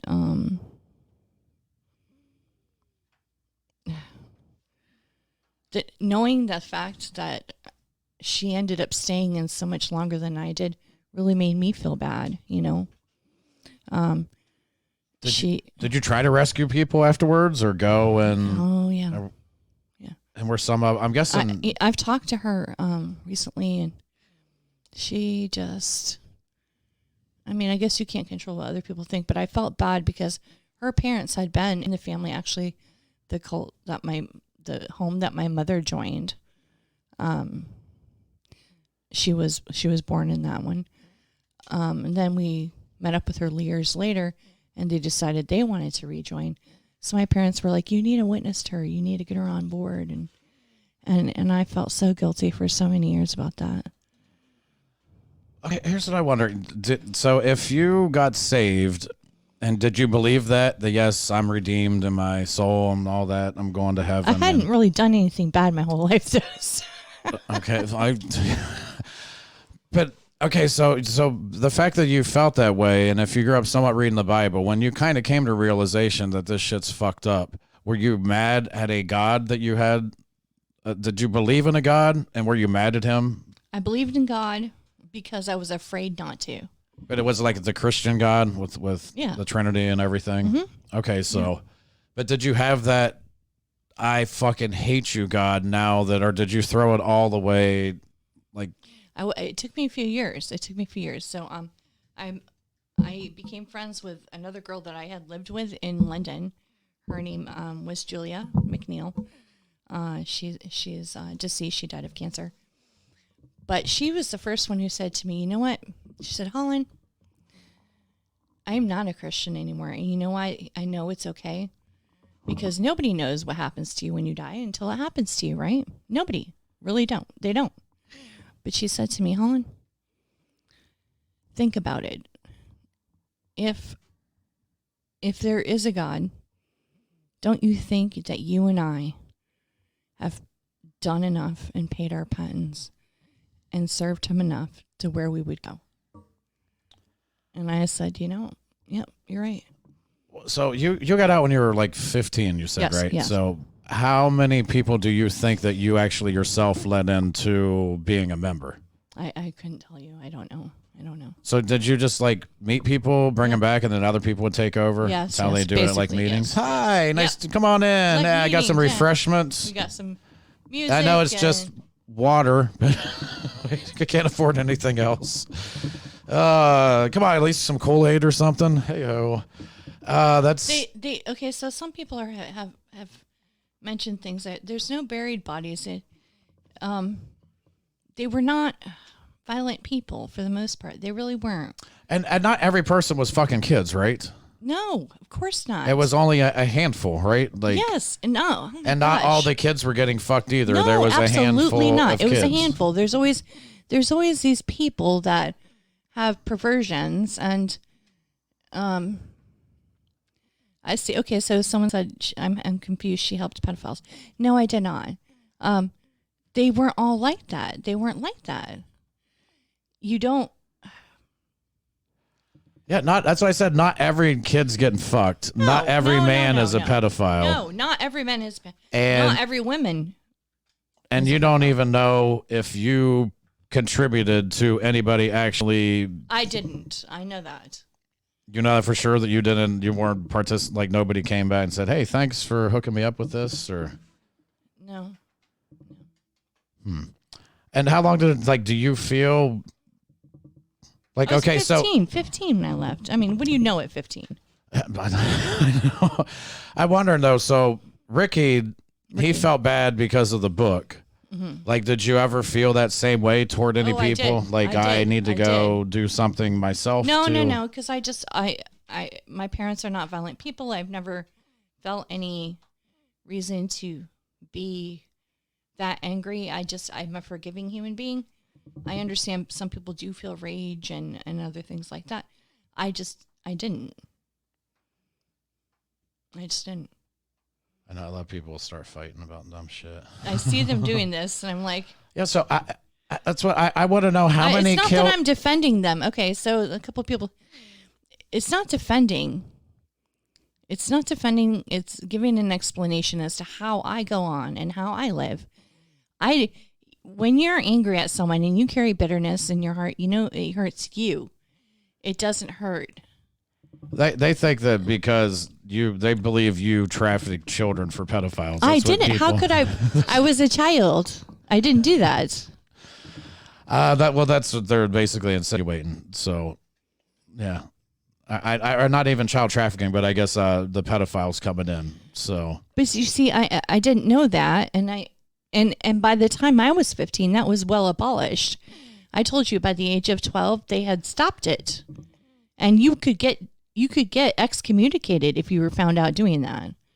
So I was 12 years old when that supposedly was supposed to stop. So you were doing that when you were like 10, 11 years old, talking to the guys, and hey, and then by the time you were 12, that wasn't going on anymore, and they were. I wasn't talking to other people about it. I wasn't supposed to talk about it. No, I'm saying like when you were going. So weren't you evangelizing some when you were in the bars, or was that all just to get money? That was just to get money. Oh, okay, that's just to get money. Yeah. Draclonus, I don't know what you're so angry about, to be honest with you. You're saying she's willfully ignorant. Fuck her and her excuses. I didn't have any excuses. There was nothing. It wasn't a choice. It was just, I guess some people don't understand why I feel forgiving. That's people are wondering why you're so calm with your demeanor and whatnot. Yeah, it's not like she was 20 years old going in and going, come on, baby, let's go and fuck little kids. Here's the path you go down. That was like, it was stopped at the age of 12. But you actually probably, did you know that, well, I know you had stuff was happening with you. Yeah. But you not thought. To my siblings, not to my your friends, siblings, just to her, not which to is very anyone, weird. not to anyone I knew. Well, no, there were a few I knew. But it had nothing to do with me. I was a child. Ignorance doesn't absolve anyone. I wasn't being ignorant. I was just a child. Yeah, I don't think people realize this wasn't just I didn't kids. help people fuck any kids, and they're writing this. I know that's what's interesting is people can actually listen to something. Why would they say that? And don't ask me. That's what I'm asking. She's the one that actually got fucked as a little kid, and she wasn't going and going, hey, everybody, come do this thing. You know what? I thought I saw someone looking at one of my siblings once, and I made sure that didn't happen. All right, I'm gonna smoke a cigarette now. Okay. Okay, cool. Yeah, I'll try to explain things. So the Children of God cult, you can go look it up. It's like a lot of cults. It's not just a bunch of people sitting around fucking little kids. Draclonus, she was 10 years old and she talked to people and thought she was evangelizing. That's what they actually did. And yeah, and I know she knows it's fucking horrible, the shit that went down, but yeah, if you were 10 years old and you were doing stuff, that's what I'm trying to find out, because I said I pushed back against things when I was really young, but I mean, it wasn't much younger than 10. I asked questions, but what excuse do you think's being made, Draclonus? That's what's interesting. Because, again, I don't know. How long have you been here listening? That would be, I would like to know that, because if you heard the entire story. Tunta says she needs to stop defending, explaining, or deflecting from her parents. I know, that's what's interesting. She's fully forgiven them. And, yeah, and I'd have a hard fucking time, man. I have a hard time. I would have a hard time forgiving my parents. I probably wouldn't talk to them, to be honest with you. I haven't talked to my dad for a lot less. So if they fucking, if people were fucking with me, yeah, when I was younger, I don't think I could talk to my parents. I do not think I could talk to my parents. But yeah, she still talks to her. There's more. I wish she could share more, but yeah, she's not going to fully share everything because there's more interesting shit, and I'll keep my mouth shut. But yeah, that's So Drake Lotus, if you did just come in, no, she grew up in a fucking cult. She was molested. None of her siblings were. Some people were molested, but that's not what it was. Was just, hey, let's go around fucking kids. And she thought, like other people, that they were literally evangelizing. How the people go out and like, we're gonna help you get saved, because it started out as like the Jesus people, flower people. Hey, we love the fucking planet, love the Lord, rah rah rah. And then it turns into one guy going, hey, it's time to start fucking everybody. It's time to start fucking everybody. And yeah, and then it went into that for a while. And then, like she said, I guess it lasted for a handful of years. And then some youngsters actually got pregnant. So they were like, we got to calm this down a little bit. It's no more fucking kids. No more fucking kids. My mom's saying, doesn't your upbringing look pretty normal? Look at my mom trying to absolve herself. Jeez, Patrick, you're going to complain about eating pork? Big fucking deal if you had to sit at the table for an hour with a big chaw of pork in your mouth. I don't know how I'd have a hard time forgiving. I'd have a hard time forgiving. Buzzy says, I feel sorry for her. I just don't like her politics. But again, that's what I'm saying, Buzzy. I don't think she's running around like advocating for anything like that. Like, she owns a fucking business. She's out there living her life, providing services for human. I don't know if I don't know, dude. What does feel sorry even mean, man? I don't know what feel sorry even means. It definitely sucks. It's nice that she made it out compared to a lot of people. Most people not most people, but it seems like a lot of people killed themselves. And I don't know. I would have a hard time living with that.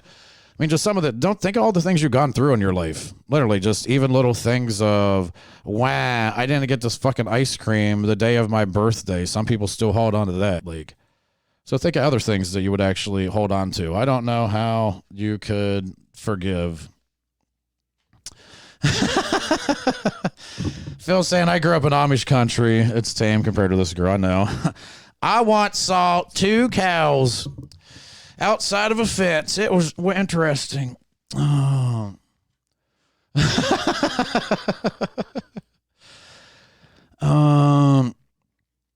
I think we all are, man. So many people are brainwashed in certain ways. It's all around. Dude, I grew up in the football religion area. Seriously, people that actually look at football like a religion and how they act and how they treat it and how they are as human beings is literally part of the religion. It's a fucking cult. And I'd say that's damaging too. There's so many things that are damaging. And I fully agree with fucking little kids is not cool. But yeah, it ain't like she was a fucking, I'm not shocking. Y'all know this isn't Justine Maxwell, right? Like, this ain't somebody that was hanging out with fucking Epstein and whatnot. No, she grew up in a fucking cult with a bunch of weirdos, and she's sharing her story of what fucking happened. And she's one of the ones that was actually molested and took place and participated in that shit when she was fucking younger. At the age of 5. At the fucking age of 5. And she said, like, yeah, not that many people. She said her friends, as far as she knew, none of them were really molested. There was only certain ones that actually were. Phil says, I feel like she should just condemn these people rather than rationalize and justify what happened to her. I don't know, man. Could you say that's an enlightened thought? Or do you think that she should wallow and think that, woe is me, fuck these people, and hold a grudge, which is not going to do anything? I know Draclona says, nah, she was just helping bring over kids in. See, you don't even know what you're talking about, Draclona. She didn't bring any kids in anywhere. That she didn't say that, and I didn't say that. Nobody's actually said that.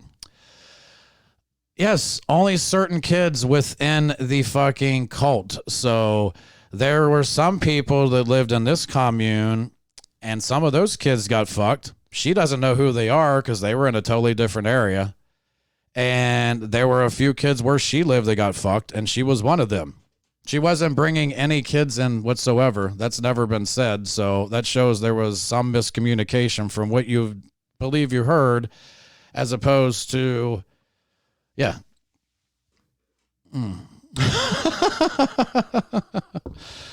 Oh, that's hilarious. Nope. Okay. That's interesting. Interesting. Literally, that's not what she said. I know. 5 years old. There's candy. You get to suck on lollipops. Big, gigantic cock-flavored ones. Get to suck on them. No, that's not what was going on, man. That's what I'm saying. I don't know where you're getting that she was bringing in fucking kids and the kids were getting fucked because she brought them in. How... That's some hardcore recruitment if you could get fucking somebody else's kids to come join your cult. Because that's not what actually happened. That is not what happened. So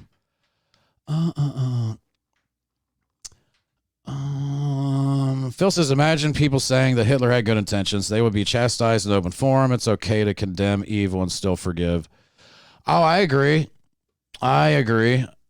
I know, I'm fully fucking aware. I would be a little bit more kind of fuck them people. But I don't know. Then again, if you grow up in that, like I said, I grew up in the religion of football. I grew up around Catholicism. I've been around evangelical, we're saved, holy rollers and whatnot. And part of me just kind of goes, that's kind of the religion. They're stuck in it, man. That's their little cult. I don't know what the fuck that can we be bothered by that? Because they're doing some horrible shit.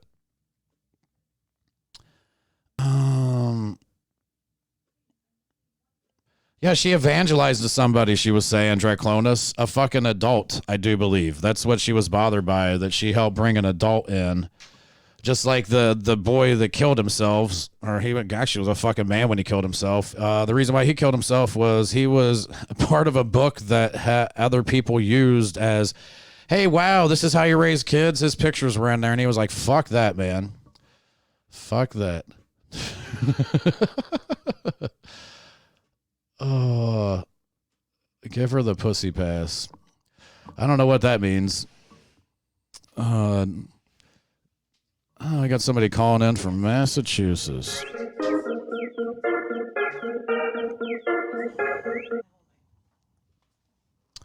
Whoop. Press 1. What's up, Massachusetts? Hey, yeah, I'm calling because I was a childhood friend of Holland Richards, and I was also born in the same cult she was. That she experienced what all of us experienced, which was significant levels of abusive behavior, from physical to sexual to psychological. And I'm just calling to say that not one of us, I mean, we were sent out as little children on the streets with literature to try to extol supposedly Jesus. That's so pathetic that. But not one of us actually like tried to get people in, aside from what a little brainwashed kid who was being forced as a soldier onto the streets to spread the word. I mean, think about it. My whole life, he's known me since I remember meeting him at the age of 4. Okay, I have a story that will illustrate just how silly this all is. Okay. At 5 years old, we would hand out literature on the street to people, and this was what we would have to say to people, which clearly makes zero sense. But of course, you're freaking 5 and you don't know. And it was like, hey, here's some God's message of love for you, and by the way, if you can give a donation, we help drug addicts, we help this, we help that. You know, a 5-year-old claiming they help drug addicts. I mean, it makes no sense. Obviously, I'm an adult now, and I look at it and go, oh my God, like, it's insane to be approached like that. But obviously, it's also insane to think that the 5-year-old has any responsibility, raised in that environment under those circumstances, has the tiniest bit of responsibility. They're 100% in victim. You know, most people have some level of victim and victimizer in their long history of life in situations that have occurred.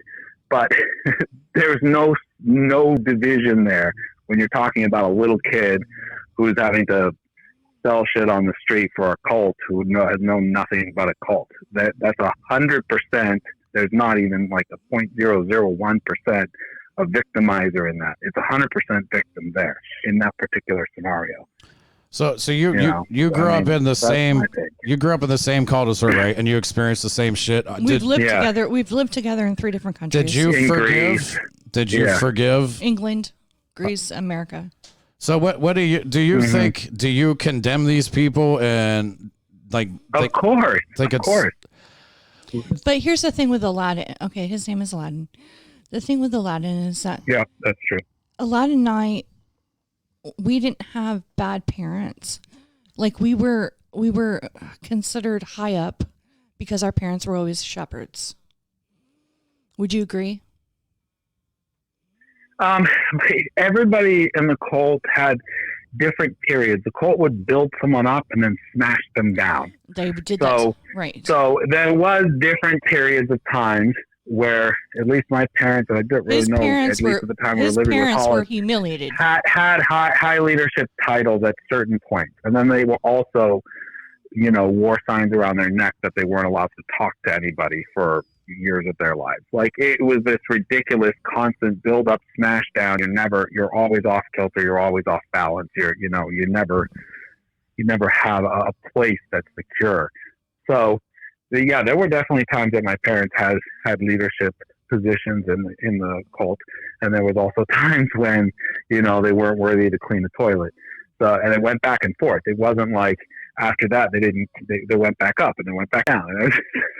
This is what cults do. Their goal is to constantly, leave everybody in a state where the cult is the ultimate decider of everybody's status at any given time, and the only chance you have for anything is absolute slavish obedience to it. Slavish obedience that's is very standard. It's a very, and I believe, I've known you my entire life. You know that I've been a person who tried to stay out of trouble because you had a bigger mouth than I did. Hey, Aladdin, I'm curious. Were you one of the ones, Aladdin? Were you one of the ones that they molested as well, or did you escape that? He just brought and talk about it. Don't make him talk about it. I mean, it's not something. I mean, this is a public radio station, but I did not escape abuse.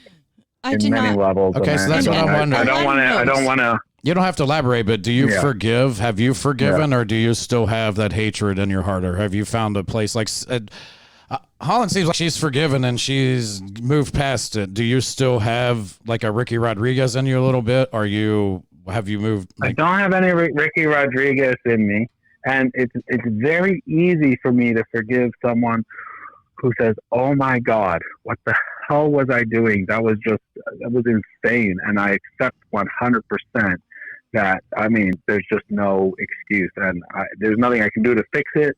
But I really wish I could. That instantly, I want to just forgive the person. I don't care. But there are plenty of people who are not in that position who still defend and mistakes were made, this and that, blah blah blah. I was a victim too, which is slightly true for first generation. They were there are levels that some of them were victims too. Remember we were talking about SJ. Second generation, and so second generation is someone who was born in it. First generation is someone who actually made the decision to join. Some of whom made the decision at 14 or 15, coming out of abusive backgrounds of their own in regular society, and some of whom made very much more culpable decisions, in their late 20s, having experienced plenty of life, and who, should have had a bit more of head on their shoulders. And then there were people who were just true believers, who were more abused than others, and there were people who used it to their own ends to advance their own pathologies. And the cult was a great opportunity and a great vehicle for them to do that. So Aladdin, so it's incredibly complex. There's so many shades of gray from black to white. Aladdin, I'm curious. At what age did you get out, and what made you decide to get out? He was older than I was, but.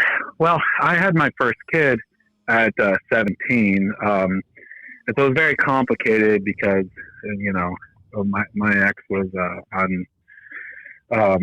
was a true believer. I had been a true believer as a kid. I mean, what else do you know? You knew nothing. There was no nothing. We were inside walls, and that was that. You knew what you knew. But I was in my early 20s by the time I finally was able to, figure out how to land somewhere and know that both myself and my ex and all of my kids would be able to come with me. We would all. So yeah. But if that makes sense. people think that people are talking like you and I. Pardon me? You know more about me than anyone on this planet. And I'm not 100% sure that's true, but I do know you. Yeah, for sure. I mean, I know you. Things I know have happened who you to are me. as a human. You know the things have happened to me. It wasn't like I chose any of that or chose to convert people into being in a No, I mean, as situation. kids, we were out there. were. Hey, say a prayer after Hey. us to receive Jesus into your heart and stuff. But Right. you know, Alad, let me ask you that. Did you have any anger at God once you kind of came to a realization that you shouldn't be a part of this? Did you have anger at God, Jesus, any of that? I don't believe in God. I never did because I was raised in so many countries around the world. I've lived in almost 30 countries, and every single country, I'm a very logical person. And over time, I was just realizing, hey, if you're born in Saudi Arabia, it's a 98% probability you're a Muslim. If you're born in this particular part of Brazil, it's a 67% probability you're Catholic, and a 32% that you're this type, this type of evangelical, this and that. None of it actually makes sense to me in terms of ultimate truth. It's so clearly culturally inculcated from where you were born and when. So I don't really see any evidence of. I personally think that there's more to all of existence than what we experience in our physical day-to-day lives. But that's as far as I go. I'm very comfortable living with questions that can't be answered rather than demanding answers that can't be questioned. And are you living in the States right now? Do you live in the States? Yes. Did you live overseas, Yes, all over Europe as well? India. I did live in Europe for almost 15 years. Okay, so I lived between India and Sri Lanka for about 6.5 years, Philippines, Mexico, Egypt. So what is your thoughts on the United States, having lived overseas and in various areas? What do you think of the United States, having living here right now? Do you feel? What do I think of the United States? Do you feel American? Do you feel American? I mean, I feel like a citizen of the planet. I'm very comfortable with saying, yeah, I'm American, and that's I do feel more American than anything else specific. But put it this way, because I lived so many places and I still travel a great deal, I feel if I didn't have a passport, I would almost feel like I was in prison. Like America is too small a place to feel like, oh, this feels cozy. No. This is when I told him. This is what I told him earlier. Yeah, but Holland said earlier that she wishes she could live somewhere else, and then a few people will get bothered by that because they're like, America's the greatest, and then she's like, well, I've lived other places, so I have experience. I just kind of would rather live other places, and yeah, it got people a little bit bothered. I personally think that it's a good idea to have a global view, and personally, I do not place any nationality above another in terms of humans are humans. There's good ones and bad ones everywhere on the planet. And each one, I would process, judge isn't the right word, but sort of appreciate their place in things based on who they are, their actions, their behavior, their general vibe and whatnot. And it has nothing to do with whether they happen to be American or Swedish or African or Southeast Asian, whatever. It doesn't matter. That's not part of who they are in a sense of value. I agree with the same thing. Of course, it's going to be something a part of who they are in the sense of their worldview or their cultural connections and things like that. It's going to be part of who they are, but it has nothing to do with their value as a human and as a potential friend or something along those lines. So let me ask you, you made a statement that some people are confused by. You said America's too small. I think they're confused by that. I see some people in the chat. Can you explain that? In my own personal psychology, I would feel like restricted to not know. I can literally go anywhere on the planet at any moment I want. Like there's nothing stopping me at the border. Like if I didn't have a passport, there'd be something stopping me at the border, right? Oh, okay. And it would feel like a restriction in my life. It would feel like, well, I'm bounded, you know, and you know, As I feel children, more like a citizen as of the children, world. as children, we could just go everywhere and do whatever we wanted. We could. We had to take visa trips. I mean, we Visa couldn't do trips hardly anything. every but- 3 months. Well, yeah, you. well, I we couldn't, constantly were, but it wasn't our visa trips, decision. and it I wasn't mean, our yeah, decision. We We did were constant travel. told what to do It was rare that I stayed in the same house for more than than a 3 few months. months. I know. Yeah, it was very rare, very rare. And oftentimes it was under 2 months, then we'd be moving again. It was a lot of moving. I mean, I definitely have lived in, you know, several hundred houses in my life. So, Alada, let me ask you, because I've pushed back kind of against the culture I grew up in. People don't realize that's a fucking cult too. They just don't want to. I mean, it's right in the fucking name. There are many levels of cultishness in the world. Yeah. So, but I pushed back against it and questioned it when I was younger. What did you at all when you were younger, growing up amongst all this that you now know is wrong? When you were young, was there any inkling ever, kind of like, this is kind of not what life should be? Like, at what age did you really realize that? Because I think I would have felt that when I was young. I didn't grow up in it. But I was just told this is what God wants and this is the ultimate. So I did. At age 9 or 10, I started having some very serious questions, and it put me, and I'm not a depressed kind of person at all, and it put me in a very depressed state where I just wanted to end it all at 9.5. Aladdin, I'm going to be very rare right now. Rare. I can't believe I'm talking about this, but this is how important it is to me. Do you remember hearing something about me when I was 10? That was you mean in Greece? Yes. Were you The abuse you suffered? Were you hurt? Were you horrified by that? Yeah, of course, but I didn't hear about it at the time. I heard about it after You heard the fact, about it many and you years knew, later. and you're like, my God. Did you think, why would why would a 10-year-old child? Are you allowed to say? Can you say? Yes, go ahead, say it. I don't care. What actually happened? I have no idea what you're talking about. It'll All probably right, help this is people not out. Well, that she was I was seriously, diagnosed with taken advantage of by. Okay. my mom had Go ahead, another mate. sorry. I already said my mother had another mate. Okay. And your father, years later, has written to me about it.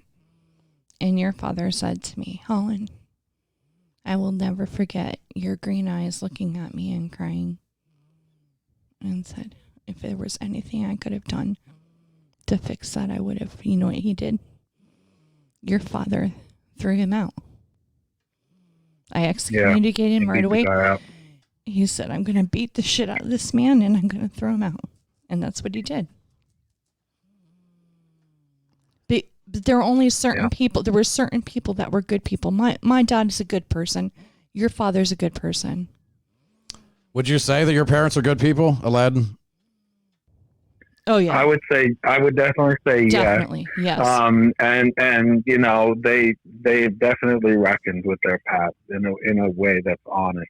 My dad actually wrote a book. You're welcome to go look it up on Yes, I Amazon. have It's it. called I have Something it. Somebody Stole. But yeah, they're good people and they have reckoned with their past. I mean, obviously you brought up Ricky Rodriguez, so you discussed that whole thing. When that happened, my dad called me and he was crying. And he said, like, Your if you dad ever is a come good over man. here Your dad is a good man. and beat the shit out of me, I deserve it, you know? No. He was just very sweet. I didn't feel like doing that, but, you know, that was his reaction to it. Like, you know? But your dad is such a good person. He never molested anyone. He never beat anyone badly. Your father did nothing but protect me, and I knew that there were only 2 men on this planet that I felt completely and totally safe with, and it was my father and yours. Wife's home. Well, Aladdin, man, I appreciate you calling in. You just been listening to the show and No. I called him because I was really upset. Oh, He okay. reached out to me. I'm actually in the middle of a million things. But I'm sorry, he was like, "Please honey. call in I'm just sorry, to get babe. some." I'm No, it's sorry, cool. babe. It's okay. Okay. Well, that was nice of you to actually All call right. in, man. Thank you for being I love you. a friend. Thank you. All right, no problem. Have Call a me good later. Call me later, babe. All right, one. Okay, bye. bye. So that's somebody that you knew that you grew up within, and his parents escaped too, and everybody His parents are good people. My parents are good people. Well, for the most part. I know, but wouldn't you say that their actions show otherwise, though? Some people would say the forgiveness, but I don't know. No, like I forgive, and I forgive. I don't forget, but I have forgiven. So they're saying she needs to let go and heal, not dwell on the pain. So I think you have for the most part. Dude, I got to complain. I just bought this from Amazon, and it actually moves, and it shouldn't move. Thank you. Probably made in China, I'm guessing, right? We can thank you, Joe Biden, and all kinds of other politicians that actually... Yes, this is not supposed to fucking move, and I apologize for that. So I'm going to have to find something else to... Your wife is really hot, I gotta say. Damn. She's in a bathing suit right now, and I'm like, man. Shannon, they're saying that you're really hot. She's not even listening to us, are you? Yeah, she probably is. Shannon, are you listening right now? Shannon, are you listening? My wife usually listens. Yeah, she usually walks around and so freaking cute. She's half naked and she's beautiful. Not your... Holy crap. Yep, she's actually listening. So, Willie B says, she's wearing some nice yellow bathing suit bikini. Are you hearing that, Shannon? If you are listening, why don't you come and wave hi or something? Be nice. Wave hi. She didn't even look my way. They're saying hot tub stream. Yeah, let's get a hot tub stream going. Nah. Turn the camera. Yeah, Shannon. No, she walked away. She went off to the right. I think she's doing something with the laundry. But damn, man, you must have a big one. Well, is that what you think? No, we've been together a long time, man. We've been together a long time. Yeah, people say that she'll come and get on screen, and they're like, "Man, how'd you get that? Oh, your wife's hot." I'm looking at her. I'm like, "Is that his daughter or his wife?" I'm like, "Nope, no, she's." This got to be his wife. She can't hear me. Oh, wait. She walked by really quick. She didn't want me to see her. Shannon, are you trying to hide? Shannon, come out here. You should come and actually say hello. We don't have three mics, though, I don't think. How many kids has she given birth to? 6. Really? Are you fucking kidding me? No, she's 6 kids. She was 4 times for us. Oh, there's your daughter. There's your daughter. 2 times your daughter a walked surrogate. away. Oh, yeah, my children should be home. They get out of school at this time, so. And it was interesting. Kevin, who you co-host the Kevin Holly Show with him, Wednesdays at 8. How can it be found? On the Kevin Holly Show on Iron Network. It's Internet Radio Network. I thought it was Irish Republican. Yeah, it's Internet Radio Network that they're on, and she thought it was something like Irish something network. So because Kevin and I are both Irish. I am too. Yes, there's quite a few of us that are Irish. So yeah, that. So are you upset like bringing up some of this stuff? There's your daughter. Yeah, I have 3 of them that'll be running around. So do you talk about this stuff that much? Have you talked with? Yeah. Okay, so obviously, hello, psychiatrists. Okay, and what does a psychiatrist say? I would like to know that. You know what? What do they... Oh, here's your wife. Is she blonde? Yeah. Holy crap, she's beautiful. She's beautiful. Oh my God, how'd you get that? How'd I get that? I stole her. Look at I see her. She can't hear me. She's freaking beautiful. She shook her head no at me. Did she really? Come say hello. I said, you're so freaking beautiful. See that, everybody? I said, holy crap, how'd you get this? Will you come stand behind us for a second? Come on. One second. She's so pretty. Oh my God. Hi, I'm Shannon. Hi, Shannon. I'm Holland. Oh, her hands are Mail order bride, yeah. I'm sure hands are cold often. She's so pretty. Look at her. Let me feel. She looks naked. They are cold. Look, she's I naked. I know, right? Usually when I sit in the chair, it looks like that. She's so cute. Holy crap. Thanks. Yeah, I don't want to be. Yeah, so, yes, here's my wife. She looks like she's 12. Have you been listening? Like off and on, I'm cooking some stuff for work. Oh. You don't have to kneel down all the way. doing there? She's getting down in the hot tub pool. Sit on my lap, bitch. Look at that. Did you see that? That's brand new. This is brand new, and we're having problems with it. Can you believe that? I don't know. Where's the screwdriver? You know what? It won't screw. You actually did 2 of them. Oh, well. It's isn't that nice? I'm like, who's this hottie? Oh, he's probably looking at one of the kids. No, she saw you and I said she's got some pink. She's got some yellow. exactly scruffy. It needs Viagra. She was like, "How many kids has she had?" And I go, 6. Like, oh my gosh, she said 6, 6 kids. I've had 4, but I've only been pregnant 3 times because I had twins. So. Oh wow. Oh, I always thought it'd be cool to have twins. No, it's not. Are they identical? Yes, not that cool. even Not cool. better. Not cool. Not cool. I know, rough at the beginning, but I think twins would be cool. What are you doing? No. Don't have any more kids. I'm not having any more. No. No. I got a vasectomy. There's no fucking way. No. Yeah, if she gets pregnant, it's gonna be. More, but I can have more. Yeah, good luck. You would not want any more kids, right? I don't want any more. No. Okay. How old are you? 42. See, Dun, she's dun, younger than me. Do you know what your husband? Okay, wait. You know what? Your husband embarrassed me the other night. No, it was Kevin. No, it was you. Okay. Why? All right, don't say a word, Patrick. Okay.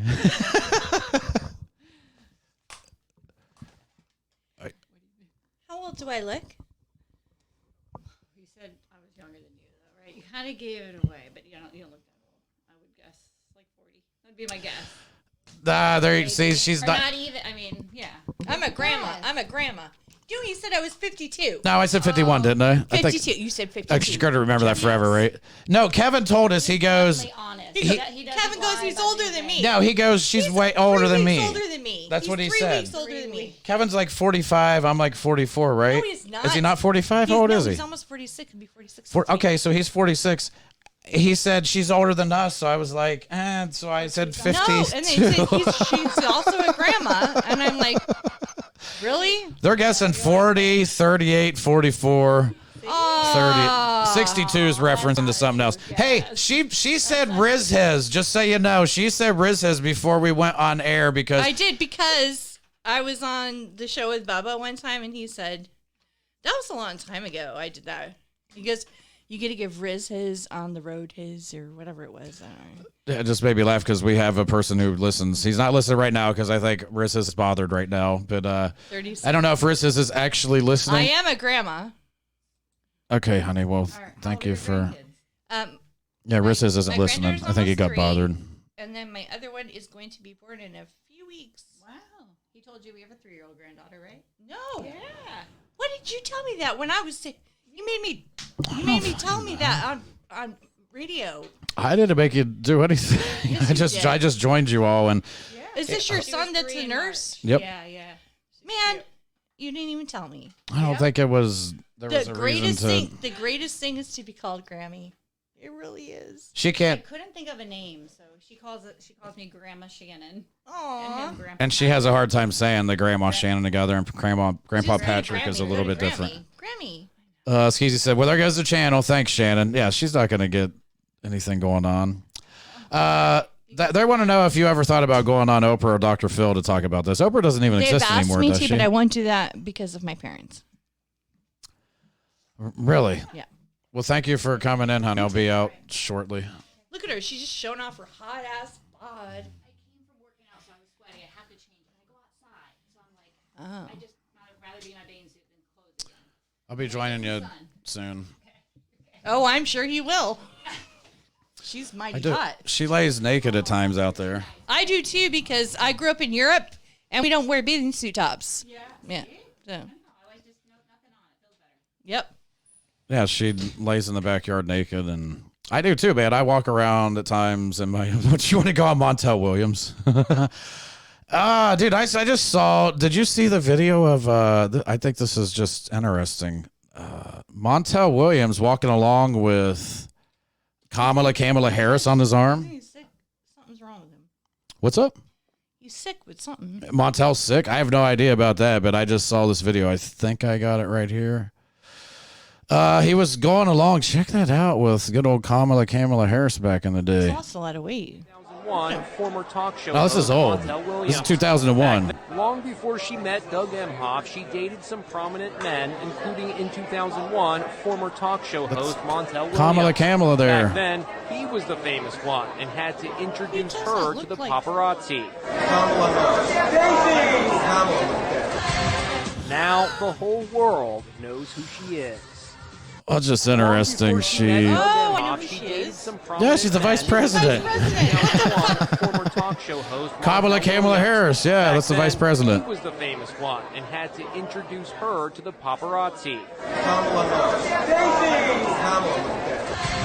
Now the whole world. Kamala hanging out. Now she got her white hubby. She's not going to succeed in politics with Montel Williams, man.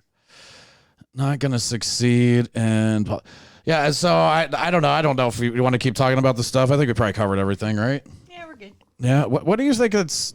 Did you get gas? Did you get gas? Yeah, I did. Oh, my father texted me this morning. It's like 6 o'clock in the morning. Holland, go get gas. I'm like, all right. He goes, we won't be able to afford it next week. People are bothered. They're like, quit getting fucking gas. So far, I think we're still okay down here. I but paid. Well, other I'll tell you, states, I paid $2.97 this morning at Sunoco. $2.97. Oh Yeah. wow, because it was $2.70 something. I know it's going to go up for sure, man. Yeah, That's obvious. Just as long as we still fucking have it, that's all I really care. Well, my dad flew to Fort Lauderdale, and my mom goes, I hope they get enough gas so you can fly home. Yeah, they're going to be stuck down there.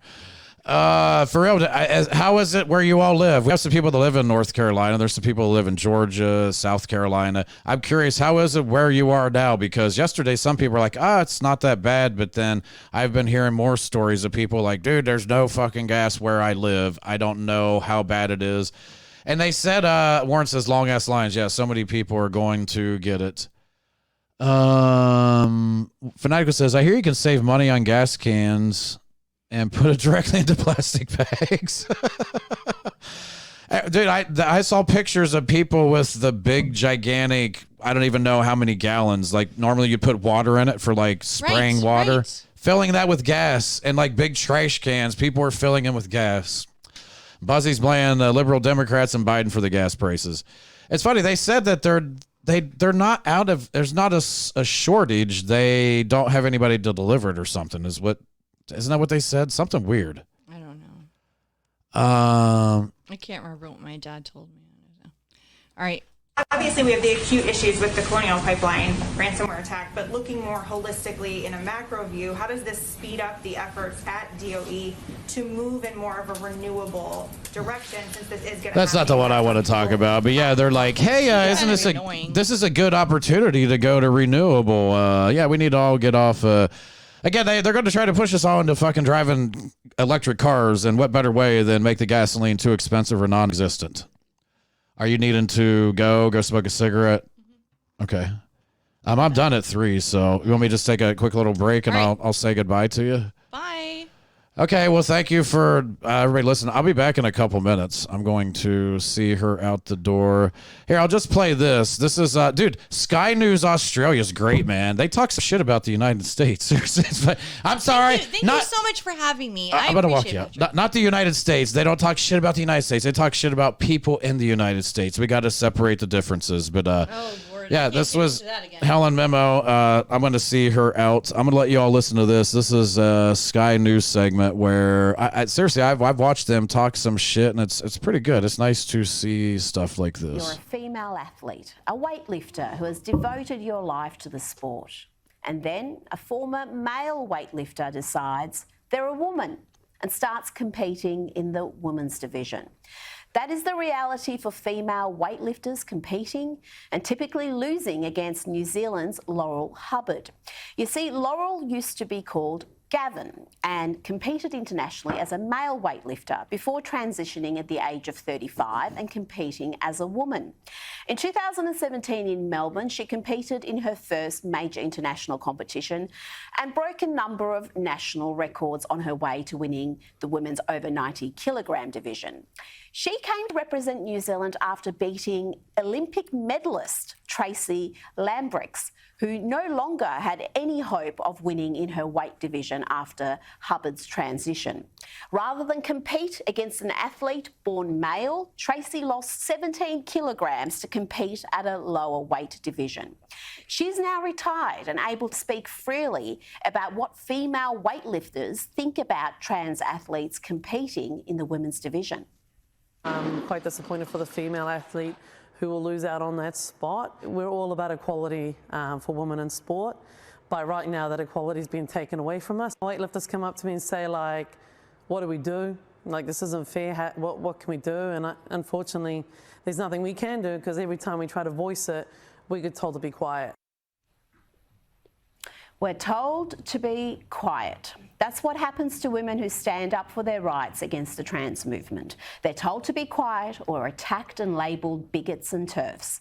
And that was pretty much the message this week from Hollywood actor and comic Sarah Silverman, who scolded female athletes and even Caitlyn Jenner for saying women's sport should be for women.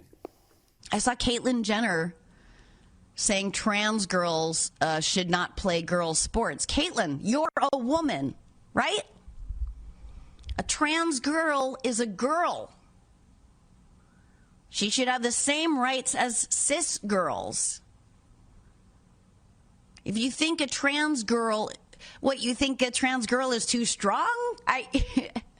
What about tall girls as opposed to short girls? What about boys in high school who are teeny tiny and their teammates have already hit puberty and are shaving? Why don't you just have co-ed sports divided by weight or height? This is so dumb. They are legislating this shit without one single example of how this plays out. Not one example. It's almost impossible to overstate just how diabolically dumb that diatribe of Silverman was. Imagine being that hopelessly ignorant on the issue and yet feeling like you're entitled to lecture female athletes about what's fair. Here's a news flash for Sarah. We have men's and women's categories in sport for a reason. And yes, we even have weight categories in certain sports like boxing and weightlifting. Guess who will be erased if it's a free-for-all? It won't be the dudes. As science writer Amy Alkin points out, the fastest female sprinter in the world is American runner Allyson Felix, a woman with more gold medals than Usain Bolt. Her lifetime best for the 400 metres is 49.26 seconds. Based on 2018 data, nearly 300 high school boys in the US alone would beat that time. But back to New Zealand champion Laurel Hubbard, who was about to become a Commonwealth Games gold medalist on the Gold Coast in 2018, but had to withdraw at the last minute due to an injury. In the lead up to the Games, many female competitors were perturbed by Hubbard's inclusion in the women's division. The Samoan head coach spoke for many when he said, Laurel Hubbard used to be a male champion weightlifter. The strength is still there, and I think it's very unfair. And for all females, it's unfair. That point of view is backed up by New Zealand physiology professor Alison Heather, who said the physiological attributes of males that make them naturally stronger, including anatomical and biological features such as size, muscle mass, lung capacity and heart size, would be an advantage. But forget about Commonwealth gold medals. Hubbard may well be an Olympic champion at this year's Games in Tokyo. As Reuters reports, Hubbard is effectively guaranteed a spot in the women's super heavyweight category. Bad luck, ladies. It's sad that this needs to be pointed out, but men and women are different, and pretending otherwise only disadvantages women. Biology doesn't care about your feelings or your pronouns. That's why even the wokest of the woke, the likes of Martina Navratilova, are now begging Joe Biden to change the executive order he signed on the first day of his presidency and protect girls' and women's sport.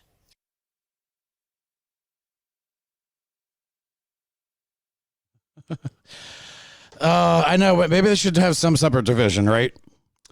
Maybe we should have some separate division because it's definitely not fair, man. Come on. Did you see that? What was it? The The fastest woman in the world, 300 high school boys are faster than her. I watched this last night. I told Shannon, I was like, so in other words, say that's just in the United States. So say around the world, there's got to be over 1,000, I would guess, potentially. Maybe not. But there's definitely hundreds more. So he would just say 500. Say if 3 of those decide, hey, we're going to be transgender, and not decide, maybe they affirm, sorry, I correct myself, they affirm their gender, then guess what? The fastest woman in the world is no longer the fastest woman in the world at the Olympics. She's actually getting beat by 3 now trans girls. So, interesting. I don't know how you all feel about that, but yeah, I just wanted to share that. That was some content filler while I saw her out. So what did y'all think, man? I mean, I knew some shit, but I don't know. It's definitely a fucking weird world, right? Cults. I don't know how people get involved. I mean, I know people, it pulls at some type of their heartstrings and emotions and whatnot, but how are more people when they get in, they don't realize, hey, this isn't really preaching the gospel that I thought we were doing. How do you actually, I don't know how you cross over from, yes, I'm part of the Jesus, we love you, let's spread your word, to some people are allowed to fuck kids, some people aren't. I don't know. I would love to know how you get from here to there. Scruffy says, dumb, easily influenced morons. The Crazy Psychopath says it's pretty ridiculous. And Crazy Psychopath, I didn't get a chance to check out the stuff that you sent me yesterday. I probably won't today either. I just found out, and I totally forgot. Not found out, I forgot. I'm getting ready to go to the beach. We're going to Clearwater Beach tonight to watch the sun disappear. Yeah, we're going to go watch the sun disappear on our disk of a planet with our hollow out moon that circles around us. Scruffy's saying, why do you hate your son? I don't know who that's to. Yeah, my son doesn't go with us because he actually works at night.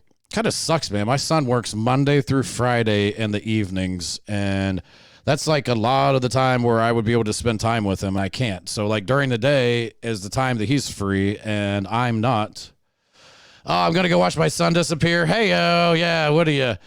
The Lord told me, he said, go out there. He said, Abraham, go out there and sacrifice your boy. And I said, what, Lord? Where's that voice coming from? Must be God. Let me go fucking kill my son. I told my wife, Sarah's like, I put her in her place. She tried to say no, but I smacked her. I said, it's of the Lord. We're going sacrificing today. And then you get up there and the Lord provides. That's what the story actually is told as. Y'all know that? That's actually what the story says, is they use it as an example of saying the Lord will provide. Because there was I always forget, was it a ram, a fucking goat, whatever it was stuck in some rocks or whatnot. So instead of the son being sacrificed, the animal was sacrificed. And people use it as a story to go, the Lord will provide for you. So the Lord told me to go kill my son, and instead he provided something else for me to kill. How about let's just not kill things?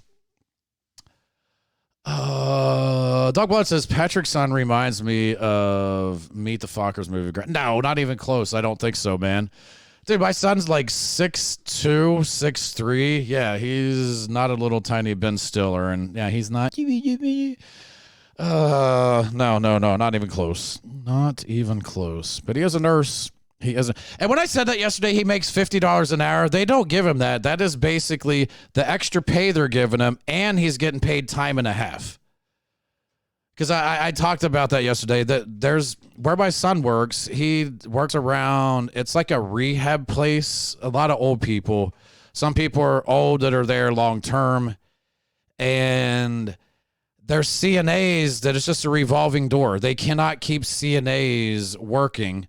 So they have such a short staff that they have the RNs come in, pay them their RN rate, and give them like an extra $10 an hour, and he's working time and a half. So it comes out to about $50 an hour, which is insane. Dude, I would be eating that up, man. I would be asking for extra shifts. Sarah, I would be asking for extra shifts. Phil says CNAs are the lowest of the low. They get all the dirty work. And a lot of them don't even want to do it, man. A lot of them don't even do it. My son said that, like, at times, like, he does some of the work that the CNA should be doing. And my mom said it's a nursing home / rehab. Yeah.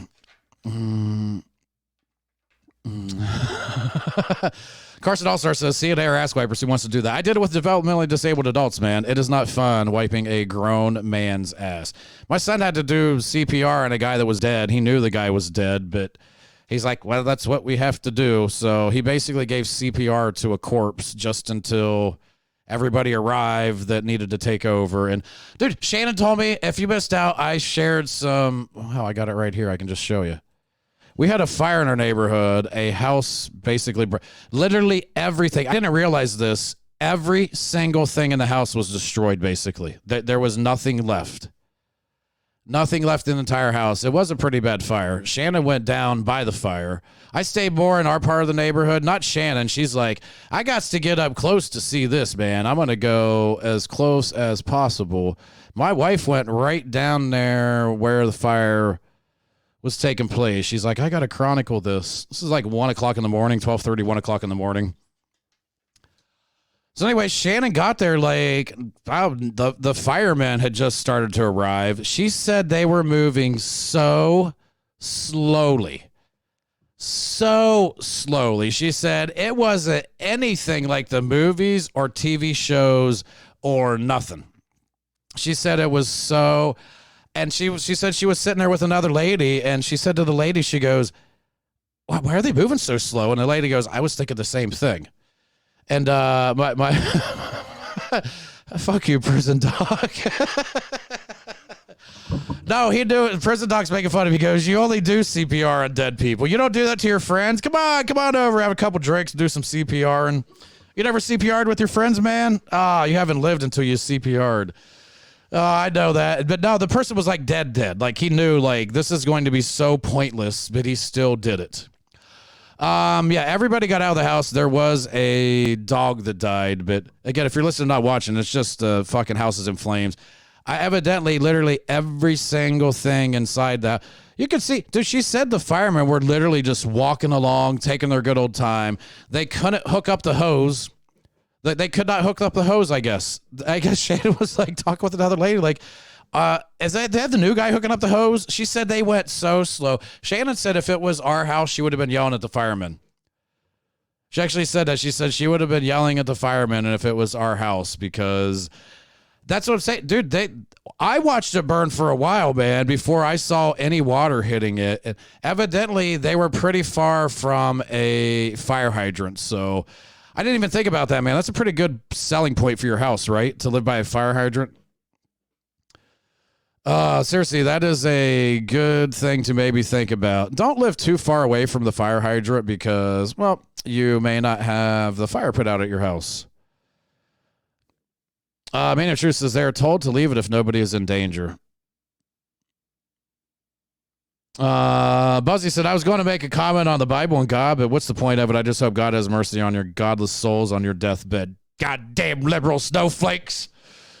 Is that true, Phil? Phil says your insurance premiums are based on how far away the fire hydrants are. Ours is right across the street. Ours is right across the street. So, hey. So yeah, Shannon went right down there amongst the people. Seriously, I was like, why are you right there? But Shannon's like, I'm right up here. I'm a white privileged woman. I get to walk wherever I want. Get the fuck out of my way. You're in my... Get out of the... Don't you see a camera right here? Fucking fireman, move out of the way. Move out of the way. Yeah, that was funny though. Shannon was saying that the firemen just took their good old time. They took their good old time, and multiple people were wondering that. Oh, and Shannon said the woman that lived there, I guess she was like 78. The guy was 80. I wondered why it was starting to get cleaned up. But previously, my understanding, the people who lived in this house, they inherited it from their parents, and they let it go to hell, man. The everything about it was just shitty. The landscape, it was not a good looking house. These people moved in, cleaned it up. Evidently, they're like 78, 80 years old. Shannon said the woman just sat there the entire time. She just sat on a chair and just watched her house burn. Everything inside of it totally up. Dude, they didn't get their keys. They did not get their keys out. So their 2 vehicles are stuck there because their keys burnt inside the house. Dog Blood says, did you find out why the guy got arrested? No, he didn't get arrested, man. They tried to apprehend him. He was just over there trying to be a good Samaritan, and the cops tried to fuck with him. And then the paramedics were kind of a dick to him, too. Prison Doc says if they were doing their job correctly, they should have dropped a guy at the closest hydrant on the way in, pulling supply hose as they pull up to the house. Oh, wow. That makes sense, Prison Doc. I don't know if they did that because Shannon said, yeah, they said that the hydrant was so far away that they had to take it up and attach it, and they brought in a water truck itself. So, again, I wasn't over there. I stayed on the other side where we weren't near the fire. Shannon's like, I got to get up close. Shannon was running in and out looking for shit. But, yeah, they literally lost everything. There was nothing in the place. They lost their car keys, so now they can't drive their cars for a while. Who knows how long that takes, man, to get a new key. Who knows how long that takes. And I don't know. Shannon said, seriously, the lady just sat there. She just sat there in a folded out chair and just watched her fucking house burn. Like 78 years old, man. Just standing there as calm can be. Dog Blooded said, yeah, you drop it and pull your hose as you drive. I don't know if they did that. They didn't seem like it. That's what's scary. Man, Truth is lucky there wasn't a natural gas line. The 90-year-old lady that lives by us that I told the Good Samaritans about, that they actually went and got her up, and I guess she was having a panic attack because she said her house runs off of propane. So evidently she thought her house was going to blow up because it wasn't that far away from it. Bobby the Dispatcher says, no hydrants within miles of my house. The man that Shannon was a surrogate for, he lives somewhere outside of Charleston, South Carolina. And we went to his house when we were traveling the country years ago, man. And he said, okay, you're going to turn off this road. When you go down the gate, you drive a mile to the house. That's how far his house was. It was all his property, but you had to drive a mile from his gate to get on his land to get to his house, and his house burnt down. He actually lost a nice old, it was one of those plantation style houses, like old as shit from, I don't even know if it was from back in the Civil War times, but it was built like that. It's on an old plantation. He has a lot of land, and house burnt down. Fucking up in flames, lost everything. No fire insurance. No fire insurance. He literally had his entire house burned down. No fire insurance to replace anything. Max Platoon says, have you seen the video of a lady who set her house on fire and pulled up a chair and watched it on Steel Toe? Please stop spamming Max Platoon. We're not allowed to talk about other shows. Not allowed to talk about other shows. You're only allowed to listen to me. Didn't you know that? Man, I'm disappointed. I am disappointed in you, Joe. No, I didn't see that. I did see on the Steel Toe that sheriff. I don't know what he is, the deputy. Dude, that's fucking great. The guy's like, if you haven't seen that video, I'm sure a lot of you have seen it, but there's a sheriff or a deputy something, but he's doing some Crime Stoppers thing on TV where they play a video of a criminal that robbed what did he do? He robbed oh man. I know some of you guys know what I'm talking about. He robbed a Grady-ish, but he's like, I'm gonna go in there, I'm gonna get a cheeseburger, and I'm gonna get they're good people. He goes, and I'm gonna tip well. And he's like, I like this joint. The policeman likes this joint. What the hell is that? His name's dude, it's such a good video. It's seriously, I had never seen that before, and I'm like, oh, this guy's great, man. This guy is great. Actually, if I remember correctly, I got it up on my phone because it blew my mind. It made me laugh so hard. St. Landry Crime Stoppers. And some of you guys will be like, oh, I've seen this so many times. I'd never seen this. This guy's fucking good, man. Wednesday night, July the 8th, Stelly's Market and Restaurant on Highway 71 was broken into and burglarized. The thief smashed the front glass with a large rock, kicked in the office door, and made off with hundreds of dollars in cash. Watch as a man commits his crime. Look at him close. The hooded jacket he's wearing is camouflage. He appears to be light-skinned or white, and he looks to be around 6 foot tall and thin. Watch how he walks, with sort of a lanky gait. Stelly's has been a local favorite for decades. The family works hard and is known to be generous. Always with a kind word for friend or stranger, the Stelly family represents Southern hospitality at its best. If you're the man that committed this felony, look at me, son. I'm talking to you. This is just funny. He's talking to a criminal. This is on the news. Like, this is on, like, their 5 o'clock news. There's this little clip. He's like, listen here, buddy.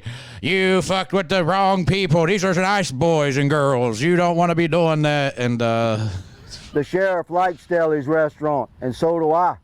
The food here is good. It's just funny. Me and the sheriff like their burgers, you motherfucker. You picked the wrong place to vandalize. Man that committed this felony, look at me, son. I'm talking to you. The sheriff likes Stelly's restaurant, and so do I. The food here is good, and the folks are friendly. We're going to identify you, arrest you, and put you in a small cell. After that, I'm going to have a cheeseburger here with fries and a Coke and leave a nice tip for the waitress. Meanwhile, your next meal will be served through a small hole in a cell door. Because our detectives harvested DNA from the rock you used, and you left a perfect boot print on the door you kicked in. But we won't have to wait on lab results because you're on St. Landry Crime Stoppers tonight. Congratulations, son. I'm about to make you famous. By tomorrow, 100,000 people will have watched you commit a felony. You will be recognized. And the people that know you don't really like you anyway. So when it comes down to a choice, a felony, you will be recognized. And the people that know you don't really like you anyway. So when it comes down to a choice between you and $1,000, they'll take the cash. On behalf of Crime Stoppers, I'm Lieutenant Higgins. I had never seen that. Aaron played that the other day. I'm like, dude, that is so good. That is so good. Somebody needs to turn that into one of those auto-tune. Grab a shotgun. Grab a shotgun. Oh, seriously, somebody needs to go auto-tune that and go turn it into one of those songs, man, because that's a trip. I know that's years ago. Like Man in Truth said, he's a state representative now. He is a state representative now. Phil's asking me to check my email. Yeah, I got to make my way out of here because we're going to go. See, I don't know what you all thought about that today. Some people thought things that weren't even said. Some people just heard certain things and got bothered. Buzzcocks orgasm addicts.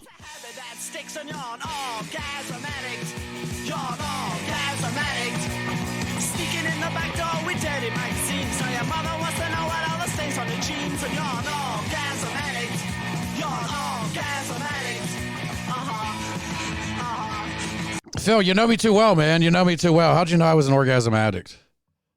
Shannon knows that. Shannon knows. Oh, yeah, they caught that guy, by the way. I think they caught him the next day. People saw him. They fuck yeah, I don't like Jimmy. I'll go get that $1,000. Yeah, the guy got caught. I forgot to share that. Yeah, the guy in the last video, the deputy was talking about. No, he got caught, yeah.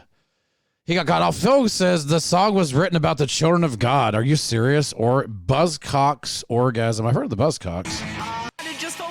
Granny sent me some punk music yesterday to listen to, and he was like, just listen to it. I was on like my third song when he's trying to convince me to listen to it. So here, just so you guys know, guys, gals, he, she, they, their, thems, whatever. I seriously want to talk to as many fucking people that I can. I like to hear people's stories. I like to talk to people. And guess what? There are people I would love to talk to. I wholeheartedly fucking disagree with everything about them. But I would like to actually talk with people. I don't want a big fucking echo chamber of people that all say the same shit as me, think the same stuff as me. That's why I like some of you that kind of push back on things in the fucking chat. And I like that you all have little discussions with each one another. I'm a weirdo, man. I actually like stuff like that. I like engaging with people. I found it interesting finding out she was in the Children of God. I knew limited stuff about it. Obviously know a little bit more now. It seems even more fucked up, so... Swing Batter says, the show was great. You had a great guest today. Well, thank you. Scruffy's now asking us, so when's your exclusive with Ghislaine? I know, could you imagine if you had her in here? Why aren't you fucking killing her, man? I'm just asking questions, man. It's not my place in the world to fucking slit throats and whatnot, especially people like that. I would definitely choose other people to be slitting their throats. Those people Buzzy don't like, but even them, those are just pawns, man. I would love to go above and beyond that. So, well, thank you, Bob, for all the bits. And seriously, thank you, everybody. I saw some people resubscribing and people donating bits and gifting subscriptions. Sorry that I did not give shout-outs because I normally do, but I didn't want to go as she's like almost crying and going, Bubba Army Grunt with 100 bits. Okay, go back to it. Keep going. You know what I'm saying? Like, she's shedding tears. I'm not going to be giving shout-outs. Thank you, Raven, for resubscribing. Already, that's what I'm trying to do, man. I do this. You don't want to listen to me talk every fucking day for 4 hours. I think there needs to be some other people hanging out here. And Artie says a nice bit of a change up. Yeah, it could be a little bit of a downer in some ways, but so I said, dude, I'm trying to get people that are like communist socialists to come and talk to me. Seriously, I want to talk to as many people if I can. Phil says, now if you could only get Jamie Kennedy on. I would talk to Jamie Kennedy, man. I actually find a lot of his, I don't even know what you would call them, projects that he's done. I enjoy Jamie Kennedy. I actually enjoy Jamie Kennedy. Unless there's some Jamie Kennedy that was in the Children of God that he's famous, and I have no idea what the hell you're talking about. But, yeah, I got to get out of here, man. I got to go chill with my children and my wife. Some people do. Napkinator says nobody cares about shout-outs. I like to do it, though, man. I know how it feels to actually be recognized. So when you give bits, it's nice to be recognized. When you give subscriptions, it's nice to be recognized. So I may not give shout-outs as a person's talking and interrupt them, but know that I noticed. So thank you.